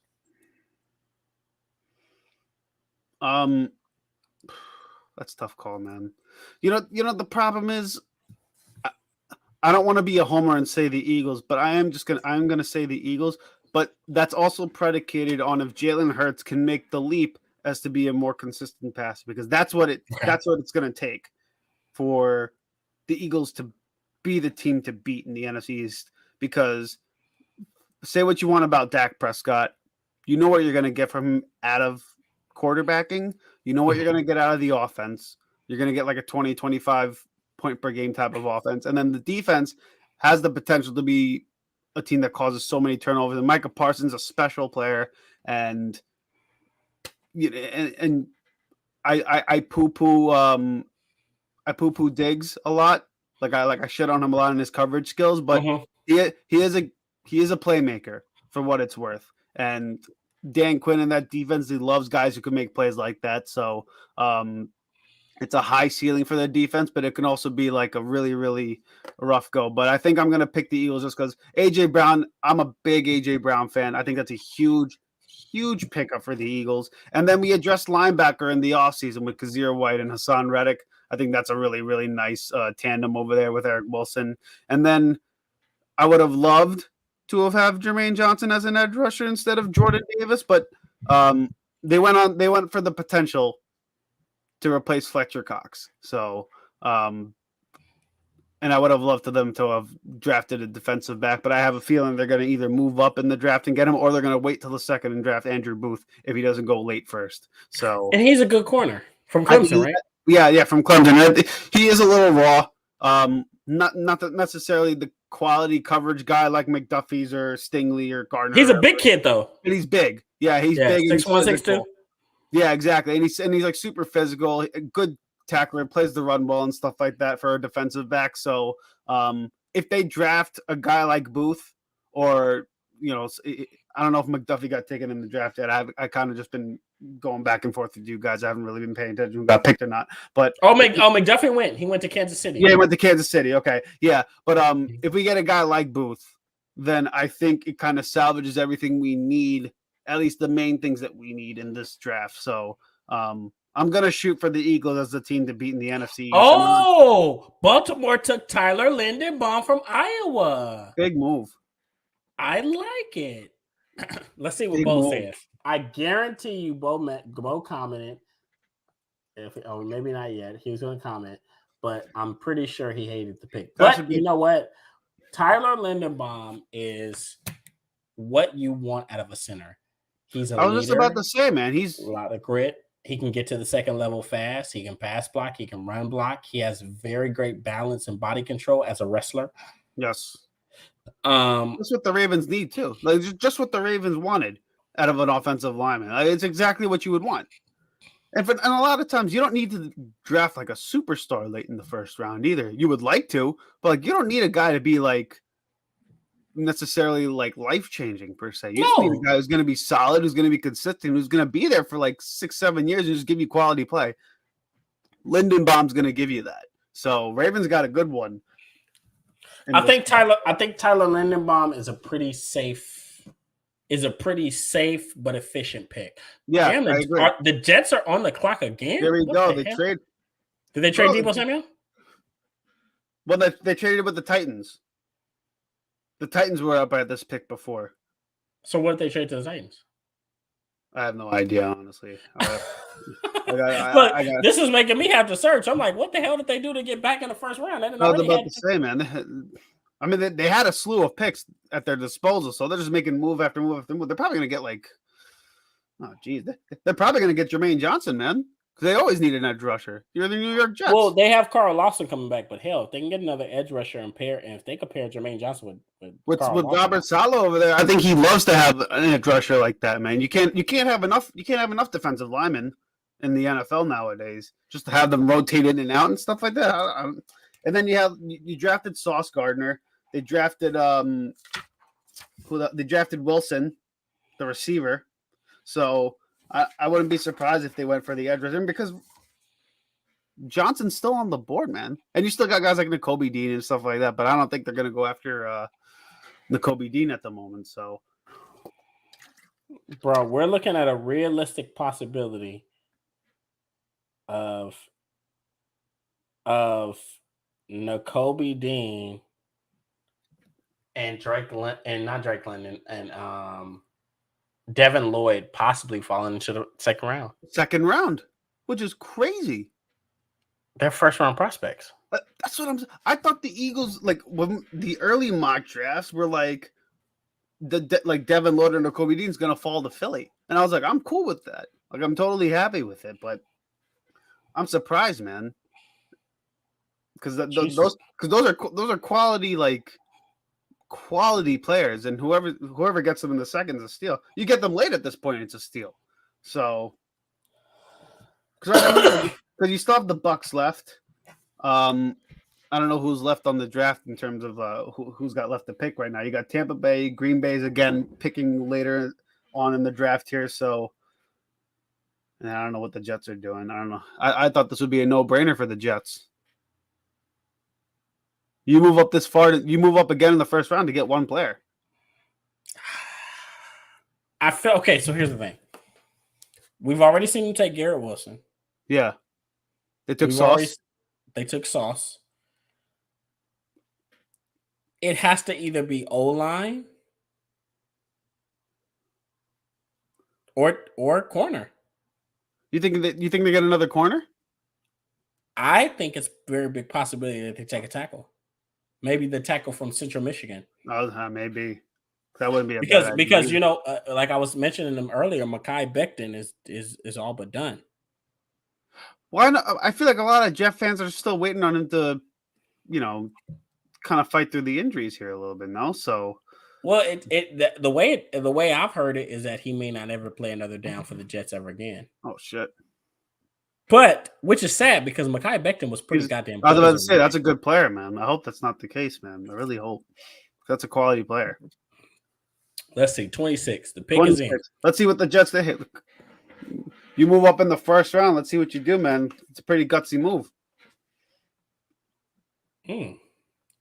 Interesting. Okay. Mhm. Based off of their needs, they already took a corner. They already took a wide receiver. I think they take Jermaine Johnson. I think they have to. I think that's the only reason they moved up in. I think that's the only reason they moved back into the first round again because he fell that hard. Or they go linebacker. What if they go linebacker and go Devin Lloyd? God bless them too. But I think, So the Patriots. So just so we're clear, the Patriots traded back. yeah, I think so. As always, they're the only team I know that will trade back into the 6th round of the NFL draft. Yeah, I know, right? With zero worries. Yeah, right. Well, they probably wait. think. Here we go. So Jet selection. Who is it? Jermaine Johnson. Is it Jermaine Johnson? It better be. For the Jets' sake, I hope it's that. Jermaine Johnson. Yep. Yep. See, there you go. That's a Good steal. pick. Absolute steal for them. Good pick. Good job. That is a quality pick. Good job for them. They did the draft well. Pick. Yeah. They played this draft very well, honestly. I wouldn't have necessarily gone with the Garrett Wilson pick, but it's not a bad. It's a good first round slate for them. They got Sauce. They got a shutdown corner. They got a big receiver. I didn't think they needed receiver, but they took one, and then they got a brilliant pass rusher in Johnson. So, New York Jet fans, kudos to you. Well done. Good first round draft day for you guys. Yeah, man. Listen, because I shit on the Jets all the time. I think they're like a dysfunctional organization, but this was well done by them. This is a if you're a Jet fan, you should be happy this year. Damn, that's a good football player right there, man. Okay, so next on the clock would be Jacksonville. Okay, so if you're Jacksonville, what are you going with based off of their needs? They already took Trayvon Walker at 1, which was to me was a little bit of a reach. But I agree, but I mean, what are we working with? Jeez. That's damn. Either go offensive line or you got to go linebacker or something, man. Because I don't even know unless they go corner or something like that. I never know with the Jacksonville Jaguars. I really never know. Kind of like their position. I mean, because they really went all in on the offensive side of the ball in their free agency, right? They took a lot of receivers. They took a lot of weapons for Trevor Lawrence over there. So you're either going to protect him or you're going to get a guy on the defensive side of the ball that's going to help make plays for you. So at that point, you just take the best defensive player on the board. And quite frankly, that might just be Devin Lloyd or that might just be Nakobe Dean. At least in my opinion, those are the guys that I would go for if you're just going for the best player in the defensive side of the ball. So, I would like Nakobe Dean there. Yeah, you know what I'm saying? Just because like he is a little on the smaller side for a linebacker, but I think nowadays in the NFL, being like a super, super big linebacker, it's not necessarily a fault against you anymore because you got to be able to cover. And it's not like there's anybody in that division that scares you over the middle in terms of like their size or a tight end that's gonna that you have to worry about in coverage. But you need a guy who's gonna cover a lot of ground. And Nakobe Dean, even though small, can do that. Guy flies. So although I wouldn't be upset with the Lloyd pick here either, because like you said, Lloyd can play and he's like you're your prototypical size linebacker too. He's like, what is he, like 6'3" or something like that? He's like 230, 240 or something like that. He's like a big athletic freak. So, and it's a new culture change over there too with Dougie P over there as well. So, you got a guy that has to play hard because that's what you're gonna. Or possibly maybe you look at some receivers. I know they're talking about trading Laviska Shenault. And then they just lost DJ Shark. Remember DJ Shark went to Detroit. Yeah, I know he went to Detroit. Oh wow! So you got DJ Shark, Amon St. Brown, and Williams. Shit. And you got Williams. So that's an interesting group of receivers. I don't know when. I think Williams is out until like what, October? He's out most of the year. Yeah. So who did Jacksonville take? Let's see. The pick is in. Yeah, no, I'm on commercial on my end right now, so I have no clue. Yeah, this is an interesting fucking draft. Yeah. Well, I'm sure they're going to adjust something on the defensive side of the ball because I think they're going to let Dougie P just kind of almost make maybe Devontae Wyatt. Oh, that would be a decent pick for them too. Yeah, maybe Devontae Wyatt from Georgia. The third Georgia guy goes. You think they go for another pass rusher? Well, here's the thing. Well, let me stop. They already added Trayvon Walker. That's because they took Walker as the first pick. So, but he's more of an edge guy. Right. Okay. Yeah, and I get what you're saying. But if I was them, I would consider a linebacker. Wide receiver wise, I mean, who's left? George Pickens from Georgia. Yeah, Pickens would be the guy there, which wouldn't be a bad pick either. No, it wouldn't be a bad pick. Wouldn't be a bad pick. But I feel like Green Bay is going to look at him.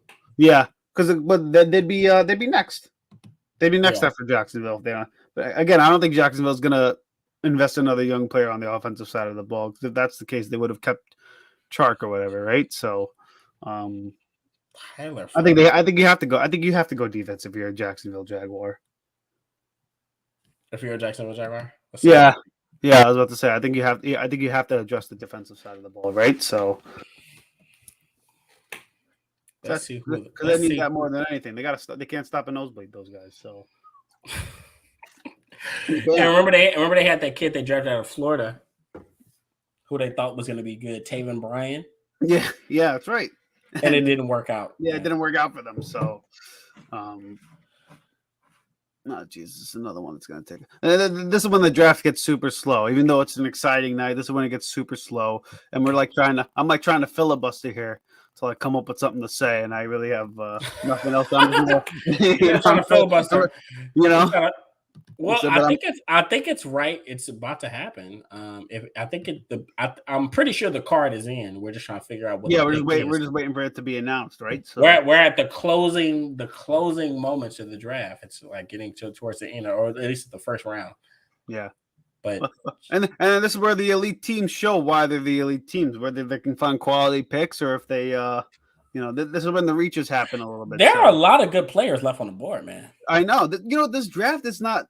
It's not devoid of talent, It's at all. Not at all. It's a deep draft. It's just like they're not like a lot of blue chip, prototypical prospects that you would have normally seen. You know what I'm saying? So that's why there wasn't a lot of hype in terms of, this guy's like the clear number 1, number 2, number 3 pick. It was always fluctuating, but there's a lot of talent in the draft, man. Hey, I didn't see this. A big scare before the draft. Trayvon Walker was in a car accident in Athens, Georgia before the draft, crashing into 2 parked cars. He emerged without injury somehow. No citations, but a scare for sure. Interesting. Lucky break for that boy. God damn. So the Jaguars pick is in. We know they need a receiver. They just drafted a defensive lineman. Damn. Yeah. I'm still trying to come to terms that we're in the reality that Trayvon Walker with 3.5 sacks got taken first overall. I know. I'm trying to accept it. I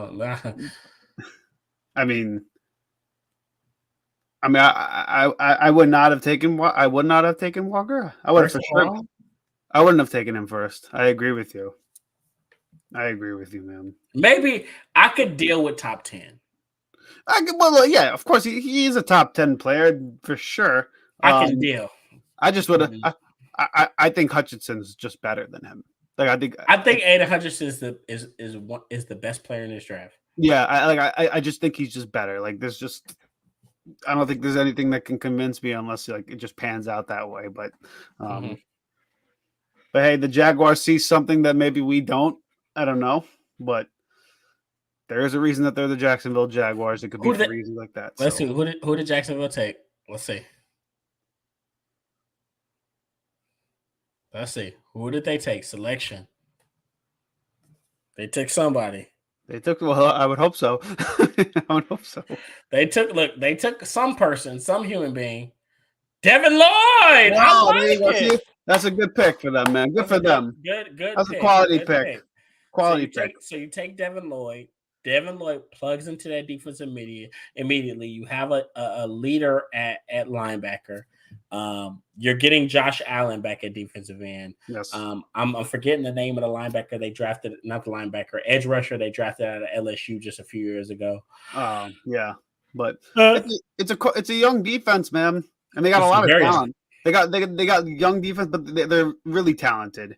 And Devin Lloyd's it's a good pick for them because that's a good football player that they got over there. So, here we go. Green Bay just got the pick in.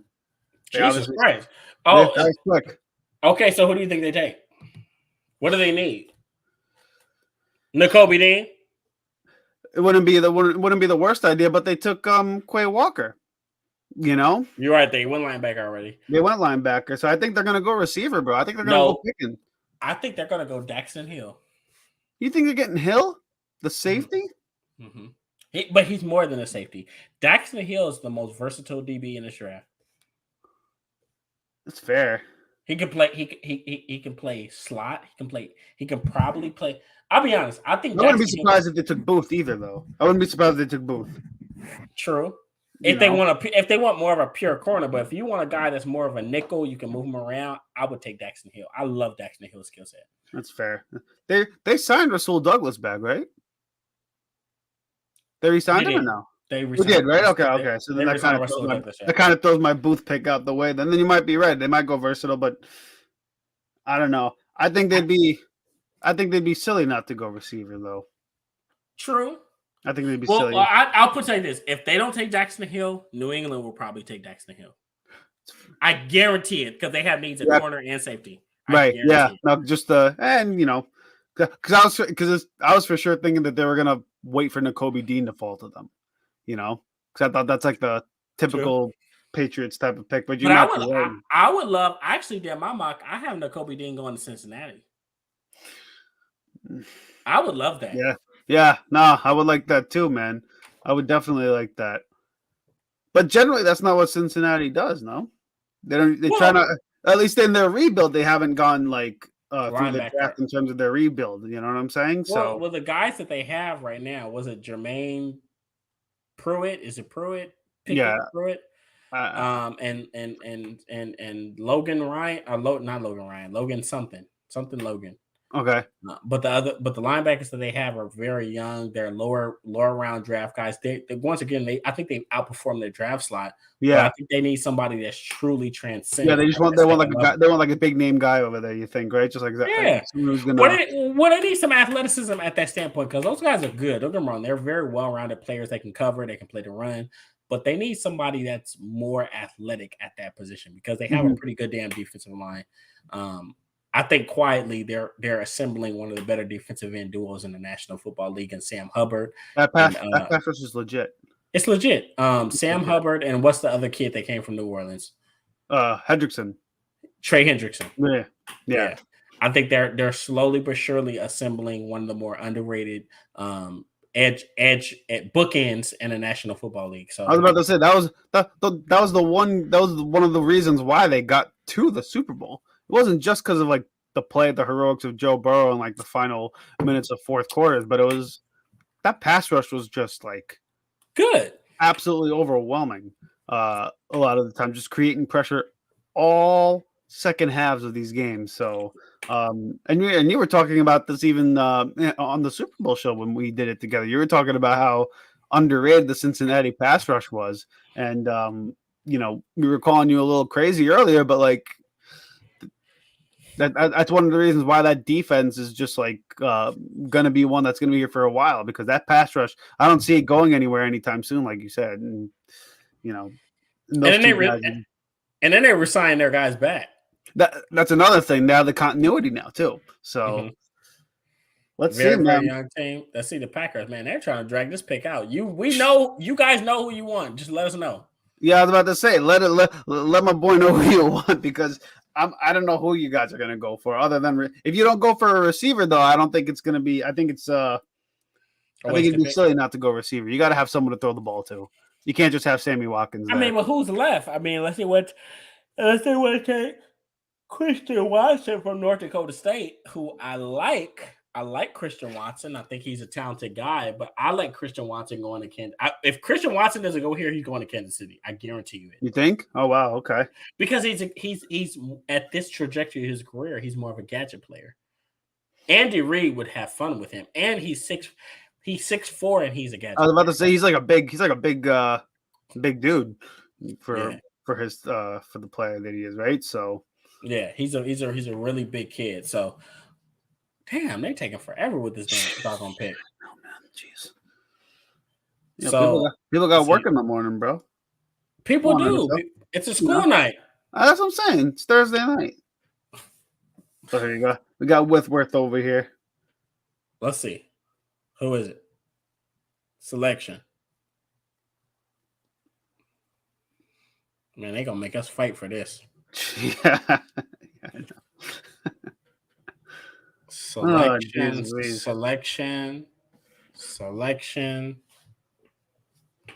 This is brutal, man. I just want to know who they're picking. I do too. I'm like, what, man? What's going on with this process?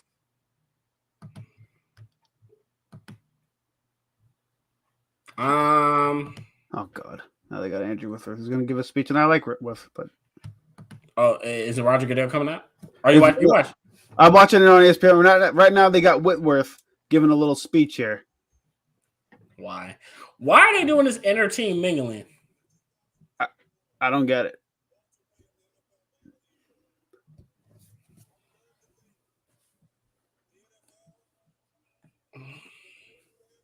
Yes. Yeah. They want to thank Nationwide. Yeah. You said want to thank Nationwide? Yeah, you wanted to thank Nationwide. I got you. God bless us, man. So yeah, it's shaping up. First of all, this has been a very so far. I mean, it's almost over, but it's been a very eventful NFL draft. Yes, it has. A lot of plot twists, a lot of twists and turns. Teams that didn't expect to draft certain guys drafted certain guys. Facts. But to me, that's good. That is good front office work. Yes, when you can draft a guy and nobody knows you're madly in love with him, I think that you've done your job. You've done your job. You've done your job. I agree. Yeah. So speaking of that, who do you think has done their job the best in this draft? Ooh, sorry. Go ahead and look at it. Yeah, I was about to say you probably have to look back. I was tracking I was tracking the picks here up to Zion Johnson, and then the AJ Brown news hit, and then I started bugging out, and then I completely just forgot about everything else. You know? Believe it or not, I think the Jets have done their job very well. I think so. I was about to say I think the Jets are the winners of this draft, right? Yeah, I think so far. Pick Devontae Wyatt. See, I like that. You put Devontae Wyatt next to Kenny Clark, and you go. And you still have Rashawn Gary, who's coming into his own and possibly could make the leap and be an elite guy this year. And you still have Preston Smith as the other edge player. So they got some good things going for them. Yeah, decent draft for them. And I think I would have tried to go receiver just because I think it's tough to replace Adam. Anything else, you know. Well, but here's the thing: nobody's left. I mean, unless you want to reach and grab. I don't think Christian Watson would be successful in their system. I think Right. Christian Watson is a guy you have to have a plan for, which is why I feel like Kansas City is going to take him.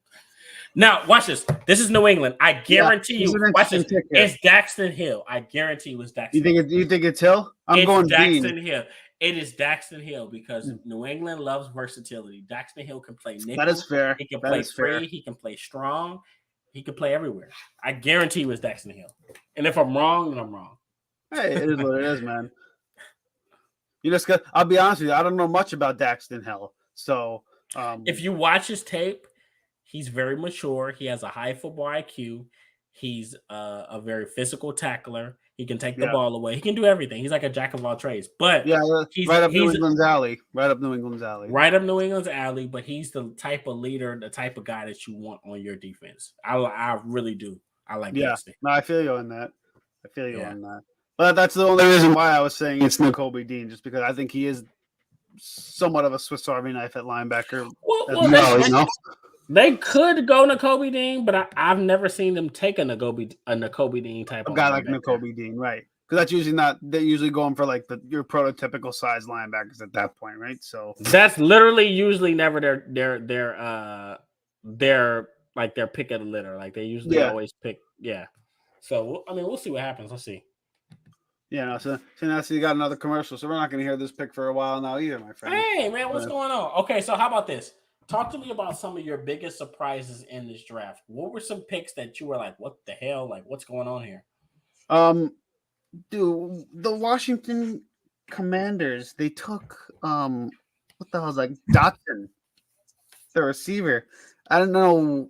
I have no idea about Dotson at all. I thought that was a weird pick. And then the move that I'm like looking, I like had notes written down over here. Again, a shocker for me. I wanted AJ Brown. I didn't expect the Eagles to get AJ Brown, so I thought that was a really nice move. I know it has nothing to do with the draft per se, but no, that was I thought that was like a big move for Philadelphia because we've been starving for a stud receiver for the longest time now. And then later on over here, I'm just trying to see who else was here. I'm surprised that Jermaine Johnson fell as hard as he did, because I would have for sure thought he would have been a top 15 pick. My thing about Jermaine Johnson is he was always a late riser, and my thing he was one of those guys that were kind of in limbo where he really could have went anywhere. Jermaine Johnson is a guy that I think a lot of teams like, that he could have easily have went within the top 8. Yeah, silly me. I thought he was going to. I thought he was going to be a top 10 guy. You know, I had him going to 8 to Atlanta. Yeah, there you go. Well, because like when I saw the Eagles take Jordan Davis, I was like, why did we not just take Johnson? Like, I don't get why we didn't just like take the plunge for Jermaine Johnson, who I thought was just clearly he's a better pass rusher, because we still have Hargrave, we still have Minton Williams, so it's not like we needed no like defensive tackles. You know what I'm saying? But I guess they felt like Brandon Graham and Josh Sweat, who I like Josh Sweat. He's kind of I love Josh Sweat. Stepping up. Josh Sweat's good, yeah. So I guess they felt like they're going to go to war with those guys, but. Yeah, I know, but Brandon Graham also came off an Achilles injury. Like, he tore his Achilles. So, like, is he going to be the same Brandon Graham as, like, he's always been? I don't know. And not only that, he's also a little older, too. I think he's, like, 33, 34. So, that's why I was, like, excited when, like, Johnson was falling as hard as he did. I'm like, oh, snap. The Eagles can make the plunge and either take McDuffie or they take Johnson. But, hey, we got Jordan Davis and we got downtown AJ Brown, so it's all good. I'm not too upset about it now, but hey, it is what it is. What about you, man? So like, what pick did you see other than the Trayvon Walker? Because I know you aren't big on the Trayvon Walker pick, but like, was there a player that you saw that like you were surprised that fell as deep as he did, or got drafted much earlier than you thought? Because I know you're huge on the draft and you're like really study this, and this is like what you love as a football fan. I love the draft, yeah. You love the draft. So I know you know a lot of these players. Is there a player that you saw or that a team took and you're like, wow, that's either really, really early or oh snap, that's like a big time move for this late in the draft, let's say. So, Well, okay. Well, I'll tell you what.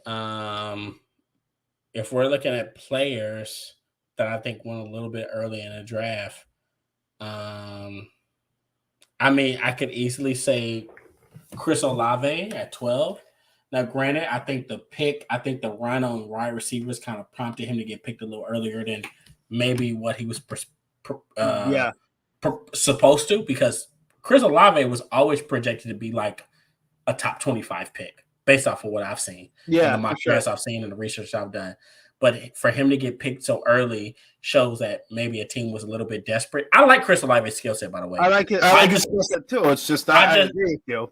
Really, Yeah, I just feel like 12 is a little early for him. I felt like he was a top 25 guy.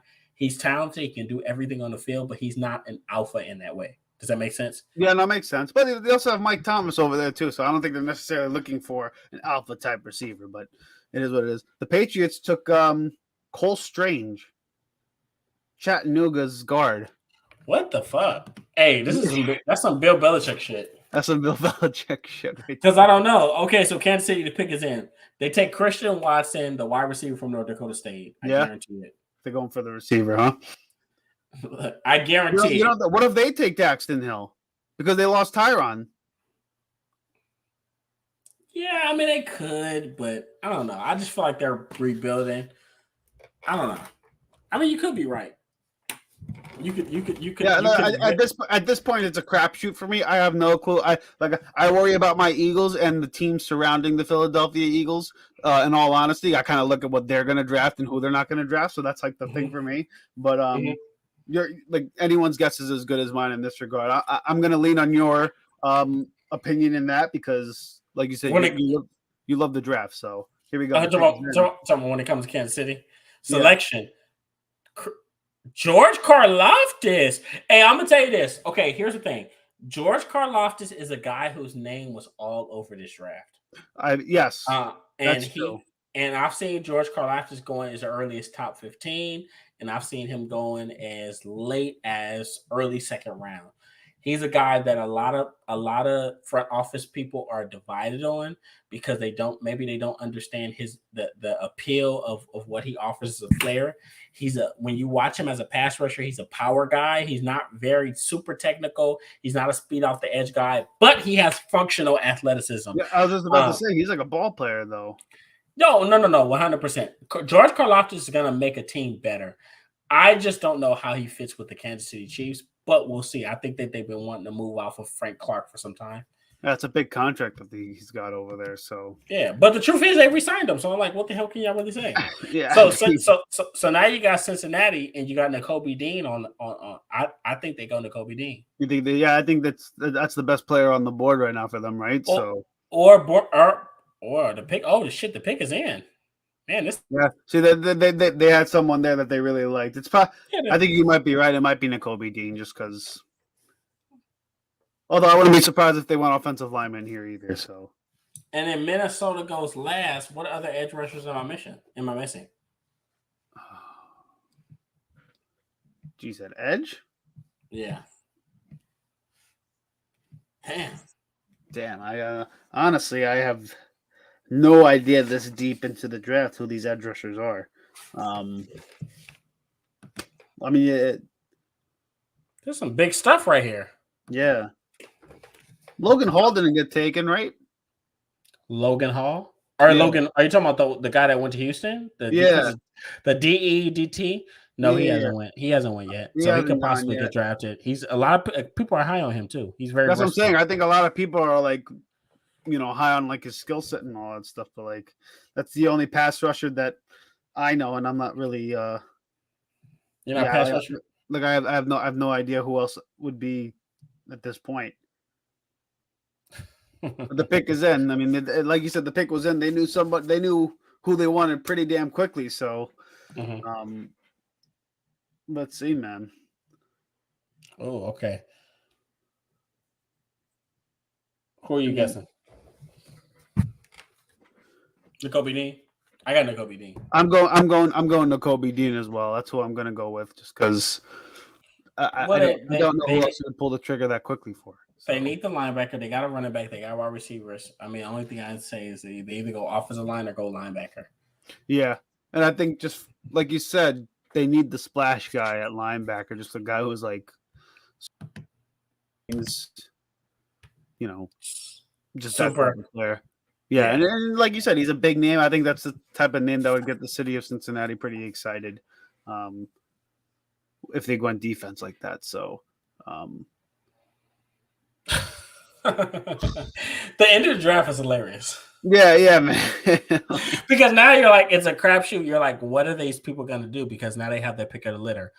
Somebody has to take Nakobe Dean. He's too talented to let. He's too talented to fall into the second round, right? But okay. Well, here, Cincinnati needs defense. They need defense or offensive line. But then at 32, you have Minnesota. And I could easily see Minnesota either going to Andrew Booth Jr. or Nakobe Dean. Right, that's true. So this is an important. So Minnesota's literally just sitting back saying it like whoever falls to us is going to fall to us. But although again, I wouldn't be shocked if Cincinnati went with the offensive line. That's like the smart pick. That's like truly the position of need. You got to protect Joe Burrow. Like you just have to. Even if you do take a guess on the offensive lineman, it doesn't matter who you draft. You have to draft somebody. You have to have somebody there. But again, like you said, Nakobe Dean's just too talented to not be taken. Well, what offensive lineman can we really talk about that's really on the board left that maybe they can take? Maybe they take the tackle from Central Michigan, who a lot of people are high on. Yeah, I mean, but even then, you have Jonah Williams. So what are you talking about? Kicking Jonah Williams in the left guard? I don't know. I'm just trying to figure out how they would balance something like that. Yeah, Jesus Christ, I'm still trying to wrap my head around Dallas taking Tyler Smith at Tulsa. Hey, I mean, but that's the thing about that. You got to see how it plays out, and especially with a team like Dallas, because, like you said, they waited, they sat on it, and it's not like they took a while to call in the pick.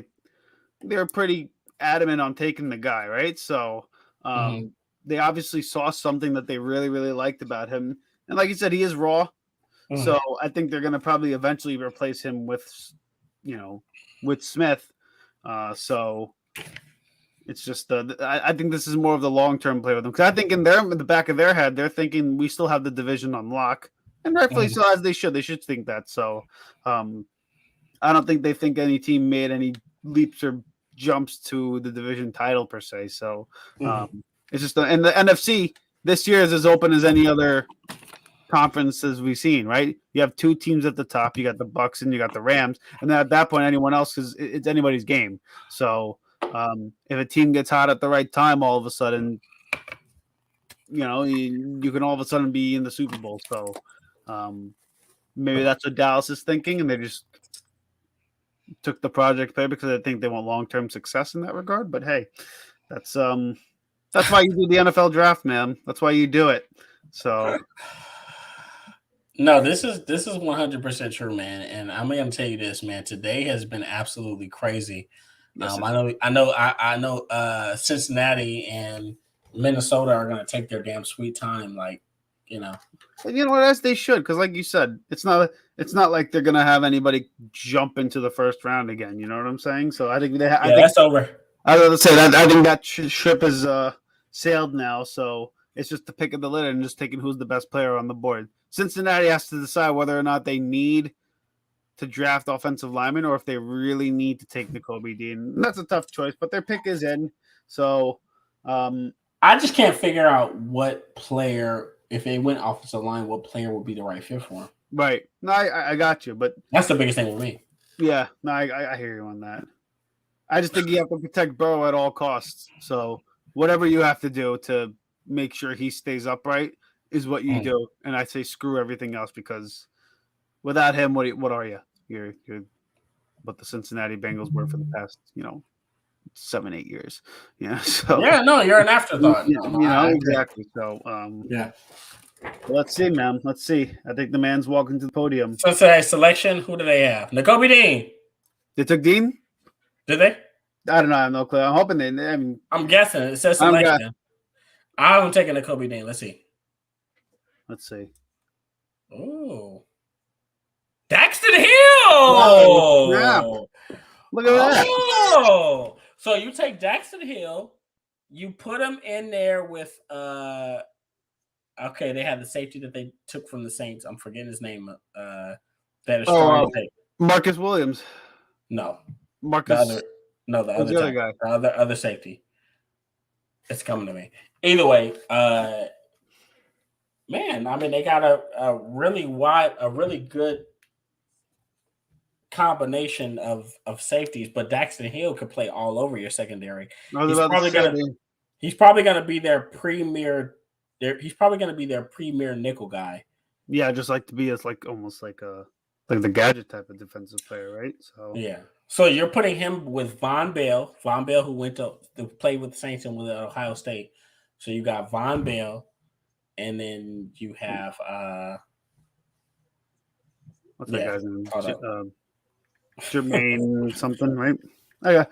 Dude, I'm like so shot right now. I'm done. I'm on fumes right now, but wow, that's a pretty interesting pick there. This is a great pick. I'm sorry. No. Look. Hey, look, ASAP, me and you are literally on the same wave. This has been it's went fast, but we're at the like last pick, and they're gonna drag this thing out. Yeah. But okay, so who does Minnesota take? Do you think they go linebacker? Should they go corner? Based off of how Minnesota, I think they should probably explore going offensive line. Wouldn't be a terrible idea. Do you think they make a crazy move and take a guy like a quarterback to replace Cousins? No, I don't think they're ready. I think they drafted a guy last year who they want to give a chance to develop in Kellen Mond from Texas A&M, who was a 3-4 year starter, who was very productive there. So I think they're going to give him every chance to improve and to get better. I don't think they're in the market for a quarterback right now. Yeah. Yeah, no, not at all. I know they got, because I'm trying to think. I don't remember who their head coach is, because a lot of the times they got the offensive coordinator. His name is Kevin. It's Kevin something, but he's the offensive coordinator for the Rams. He was okay. So he was for the Rams. Okay. Yeah. Well, I mean, past tense, but obviously. I got you. Yeah. That's who they got. So yeah. Because normally if they still had what's his name, Mike Zimmer, I probably would have definitely for sure said they're going to Kobe Dean. They're taking defensive guy, but I don't know a lot about the Rams. Kevin, whoever. The pick is in. Yeah. Let's see what happens. Yeah, let's see. The pick is in. They're gonna take their sweet time. So, who knows what's gonna happen? Exciting draft, man. This was exciting. A lot of moving parts here. A lot of moving parts, and I'm gonna have a lot of analyzation to do tomorrow. Yeah. Because some of these picks, I don't think any picks were like completely outlandish, but some of them were. They're surprising. There were some surprising picks. It was a lot of surprising picks. A lot of surprising picks. But you know what? If you're a fan of any team in this draft, other than maybe the Commanders, because you're the Commanders, but I think you would leave the draft here and you would say to yourself, you know what? This was a pretty good day for my team. Like, I think no one should leave the draft in like a totally upset mood, unless maybe, like I said, unless you're a Commanders fan, and maybe I know Tiberius a little upset about the Cowboys pick, but you know, sometimes you gotta wait and see with those things, you know. But I'm honestly just taking the Cowboys pick in stride. It is what it is. No, that's what I'm saying. And for any team that has a good track record with the draft, it's the Dallas Cowboys. You kind of just like trust them and let them see how it plays out, you know. So. They draft very well. They do. You know, I get upset, but Dallas actually historically drafts pretty goddamn well. So yeah, I'm not gonna sit here and cry over spilled milk. I think that they'll be okay. I think so. I think at the worst they got like a decent football player. It's not like they got a bad player. It's just I was actually high on Tyler Smith. I just didn't see him going to Dallas, and if I'm not mistaken, I don't even think he's part of their top 30 visits. But Tyler Smith is a guy that if you can't do shit, that boy can run block. Yeah. He can run block, and I think they're going to probably put a little bit more focus towards running the ball this year, and he's important to that. He'll be a left guard year one. Yeah, I got you on Yeah, that. he'll be a left guard year one. That's important. That's important for them because they do need to put a little bit more emphasis on running the ball. They do. Yeah, they do. They need to put more emphasis on that because that's going to help your quarterback out. It's going to help everybody out on the offense, especially now that you don't have Cooper anymore. So you have CeeDee Lamb and Gallup. So it's not like you're going to be heavy passing in like 3 wide receiver formation sets and stuff like that. You're going to going back to 11 personnel and just running the ball because it's going to kind of force the issue a little bit. So here we go. Let's see the Vikings pick. What do you got? Is it coming through? They took Lewis Seen from Georgia, the safety. Get the fuck out of here. This is an ugly. This is a weird way to end the draft here. Weird way to end the draft. And round one, yeah. Lewis Seen? You think Lewis Seen's a first round prospect? Apparently Minnesota thinks so. I mean, I guess maybe they felt like, okay, they need a safety next to Harrison Smith, and he's getting a little older. A little long in the tooth there. I mean, well, here's the thing. Once you get towards the end of round one, you start getting guys that are legitimately second round prospects. Yeah, no, that's fair. That's fair. So I mean, I guess we can look at it like he went round one, but really he's more of a second round type of. I don't know. I'm just surprised Nakobe Dean's still on the board, man. I'm surprised nobody took him. You know, you want to hear something crazy? Nobody took Malik Willis.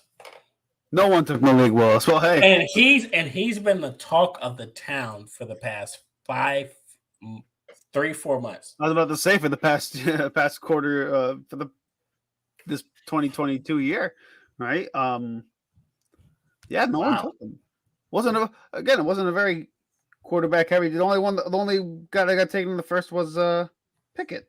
That was the only quarterback taken in this draft, right? So Pickett was the only quarterback taken in the first round, which everybody had Malik Willis as the consensus top quarterback in this draft. Yeah, especially going into this week. So wow. But you know what? I'll be honest. Can I be real? Yeah, go ahead.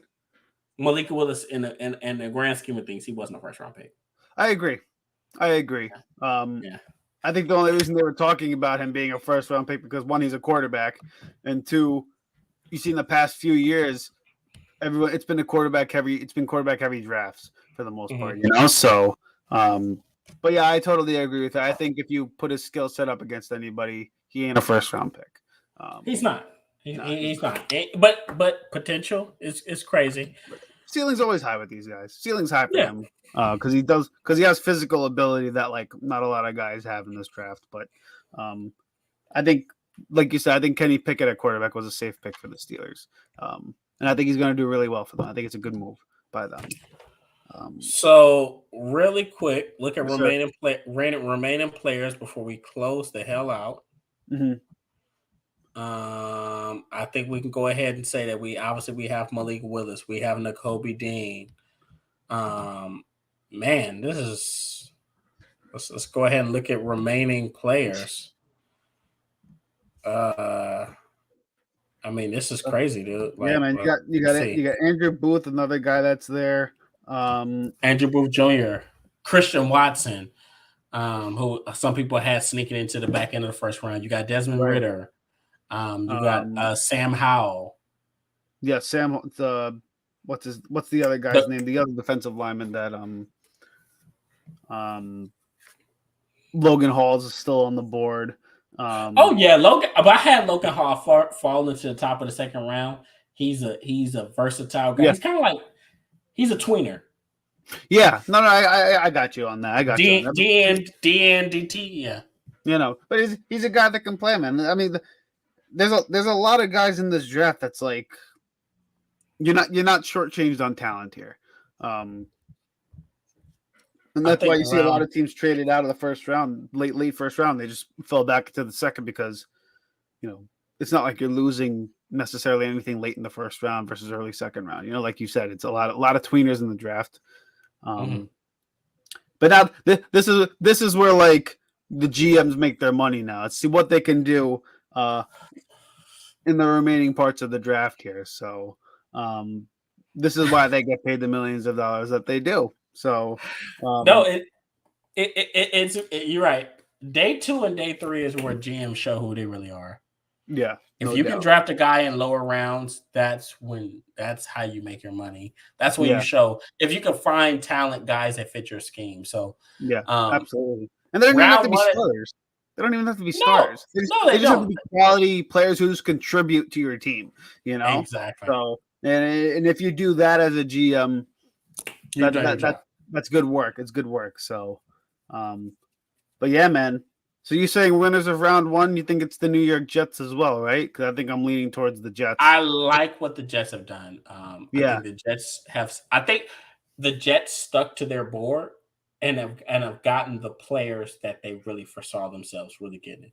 Yeah. No, I agree with you, man. They came in with the plan. I think they executed it pretty damn well. No, they executed it damn well. Yeah, no doubt, man. No doubt.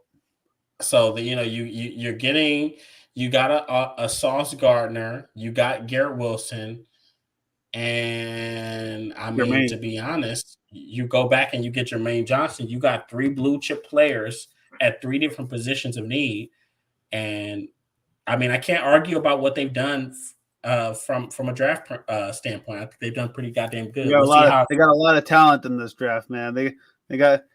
That team got significantly better from just that first round alone, man. That's a good move by them. Significantly better. You added to the pass rush, you added to the secondary, and you added to the wide receiving core. Now, granted, I am a little bit skeptical about how Garrett Wilson fits in that offense because I think Garrett Wilson's not a super refined receiver that you can put in any system and he's going to run routes. And I don't think he's that type of guy. I think, at least not right now.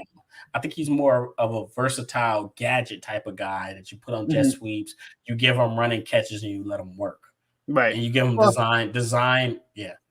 Yeah, absolutely, man. And again, they're just trying to help the young QB out. They're not trying to make him throw it down the field and be, pinpoint thrower like 15, 20 yards down the field. They're trying to make it simple for him. And if they use him like that, then I think maybe it is the right move for them to go that early on Garrett Wilson because, like you said, he is a gadget player, but he is big, he is physical, and in the red zone, he does make it an easy target for Zach Wilson to throw a high ball to. So in that regard, it does help him. Hopefully, it helps him for New York Jet fans' sake because they have a young offense. It's got a lot of talent over there. So. I hope it works out for them, but I have to see it to believe it because it's the New York Jets. It's just one of those things that we have to kind of. I'm gonna fall back and just see how it unfolds. Yeah, man. Again, it's the Jets and the Giants. You kind of just have to sit back and just be like, okay, yeah, let's just see what you guys can do because you know how it is, man. Like that, it's. You're a Dallas fan. You understand. You look at the New York Giants and you're like, okay. I'm not scared of any pick that they make. You know what I'm saying? I'm never worried. I'm never worried about any pick that the Giants make. I'm never worried about any pick that the Jets make. I get worried about like when Dallas picks a player. I'm like, okay, there's something here that I have to be like mindful of.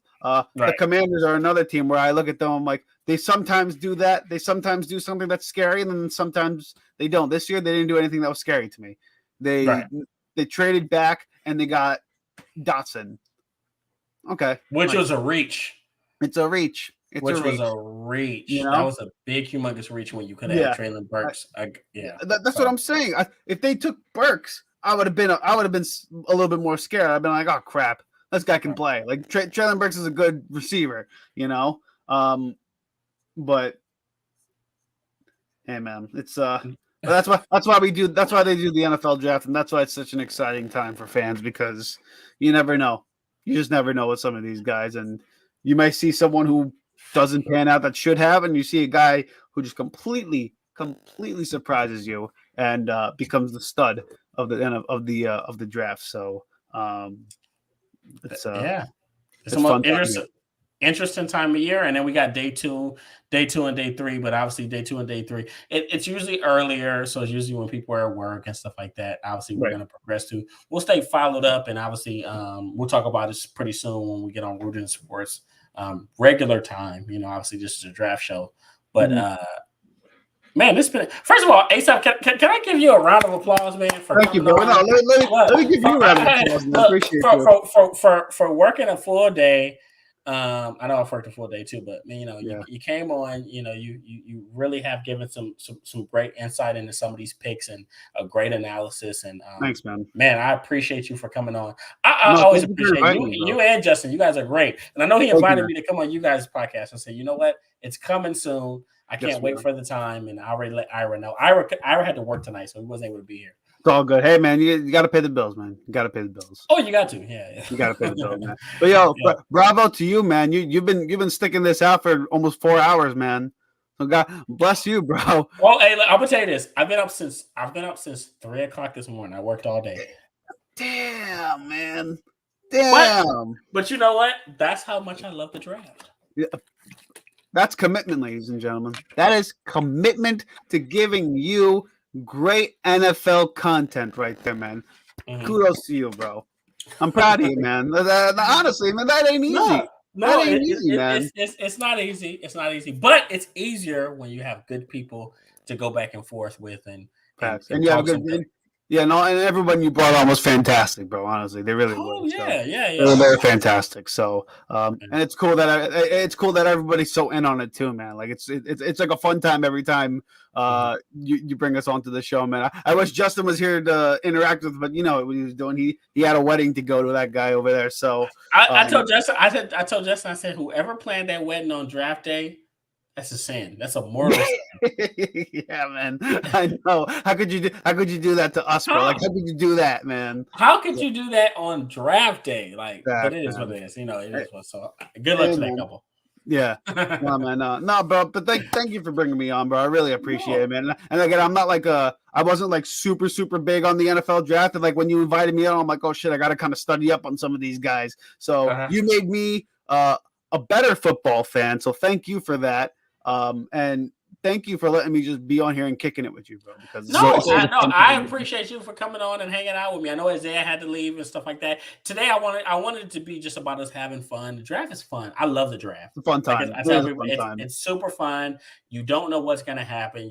You get surprised. Earlier in this today, I was going freaking nuts with some of these picks that were going on. This is like the funnest time of the freaking year. It's probably one of my favorite, arguably my favorite moment in the football season. Obviously during the off season, but absolutely, man. So the draft, so much excitement. So, like I said, round 2, round 3 coming up. Obviously, we may talk about that on Rooted in Sports Community, and you guys go ahead and plug your podcast, ASAP. All right, so we just did a rebranding. We were at first the Peace of Mind podcast, but now we're at Riding the Bench podcast with the K instead of C in the word podcast. So we got a new look to the show, a new name to the show. Still the same two dudes. It's me and Justin, but we're coming back. We're coming back stronger, and I think we're gonna have a really, really fun time this year. It's gonna be a big year for us. So check us out, Riding the Bench podcast on Spotify and Apple podcasts. And we're also on YouTube now, so we're going to be on YouTube. So that's going to be a nice little fun development for us. So we hope you guys see us around. So, well, you guys heard it, Riding the Bench podcast, which is great. This is the first. So this is the first time I'm hearing the new name, right? So I'm liking it. It's dope. So these guys have great content. If you go on their IG profile, it's hilarious. They have a whole bunch of hilarious videos and stuff like that. I'll literally scroll through them. Me and Ira. So these guys are really good. They love football. They love sports. So definitely check in with their podcast and the break. I was about to say the Break and Breakdown, my other podcast. Rooted in Sports loves and appreciates you guys for coming on every time you guys come on. Thank you, man. You guys add so much value to the show. And I'm looking forward to definitely working with you guys here pretty soon. No doubt. And blessing you guys as well. Absolutely, man. Appreciate you, bro. Thank you for having me on, and I can't wait to see you on Riding the Bench, bro. It's gonna be a fun time. So, Oh, it's coming. Yeah, it's coming. Yeah, It's coming. it's I can't wait for it. So I got to bring the fire because you came to my show and you brought the fire. hey, man. Well, listen, you always bring it, bro. So, but, you know that's what when the NFL season kicks on, man. It's gonna be fireworks, bro. Because now the official rivalry begins between us now. Because now the Dallas Cowboys and the Eagles, they ain't Yeah, no it does. excuse now. So I know we're buddy right now, but now the football fan in me is gonna start to take over a little bit. So I Yeah, hope we'll you- talk some trash. Yeah, no, I hope you bring the heat, man. You got to bring the heat to the show, bro. Oh, I'm bring the heat now. Yeah, no, I feel you. I feel you on that, man. Well, most definitely, ASAP. Well, like a man, enjoy a good night. This was round one. It was a fun night. But let's go ahead. Let's get some rest. Let's get prepped No for doubt. obviously round 2 and round 3 coming up, and we'll look into that and stuff like that. I'll be honest with you guys. I'm not gonna be live. We'll be on Rooted Sports Community, but round 1 is done. It's in the books. It was very interesting. We did a pick by pick analysis for you guys. And yeah, I hope you guys have fun because I know I damn sure did. And I'm tired as hell. Yes, sir. Yes, sir. Get Yeah. some sleep, man. Get some sleep. Yeah, bro. most definitely. So have a great night. Thanks, you too. And I will talk to you soon. Absolutely, bro. Y'all take care. All right. So yeah, that was round 1 of the 2022 NFL draft.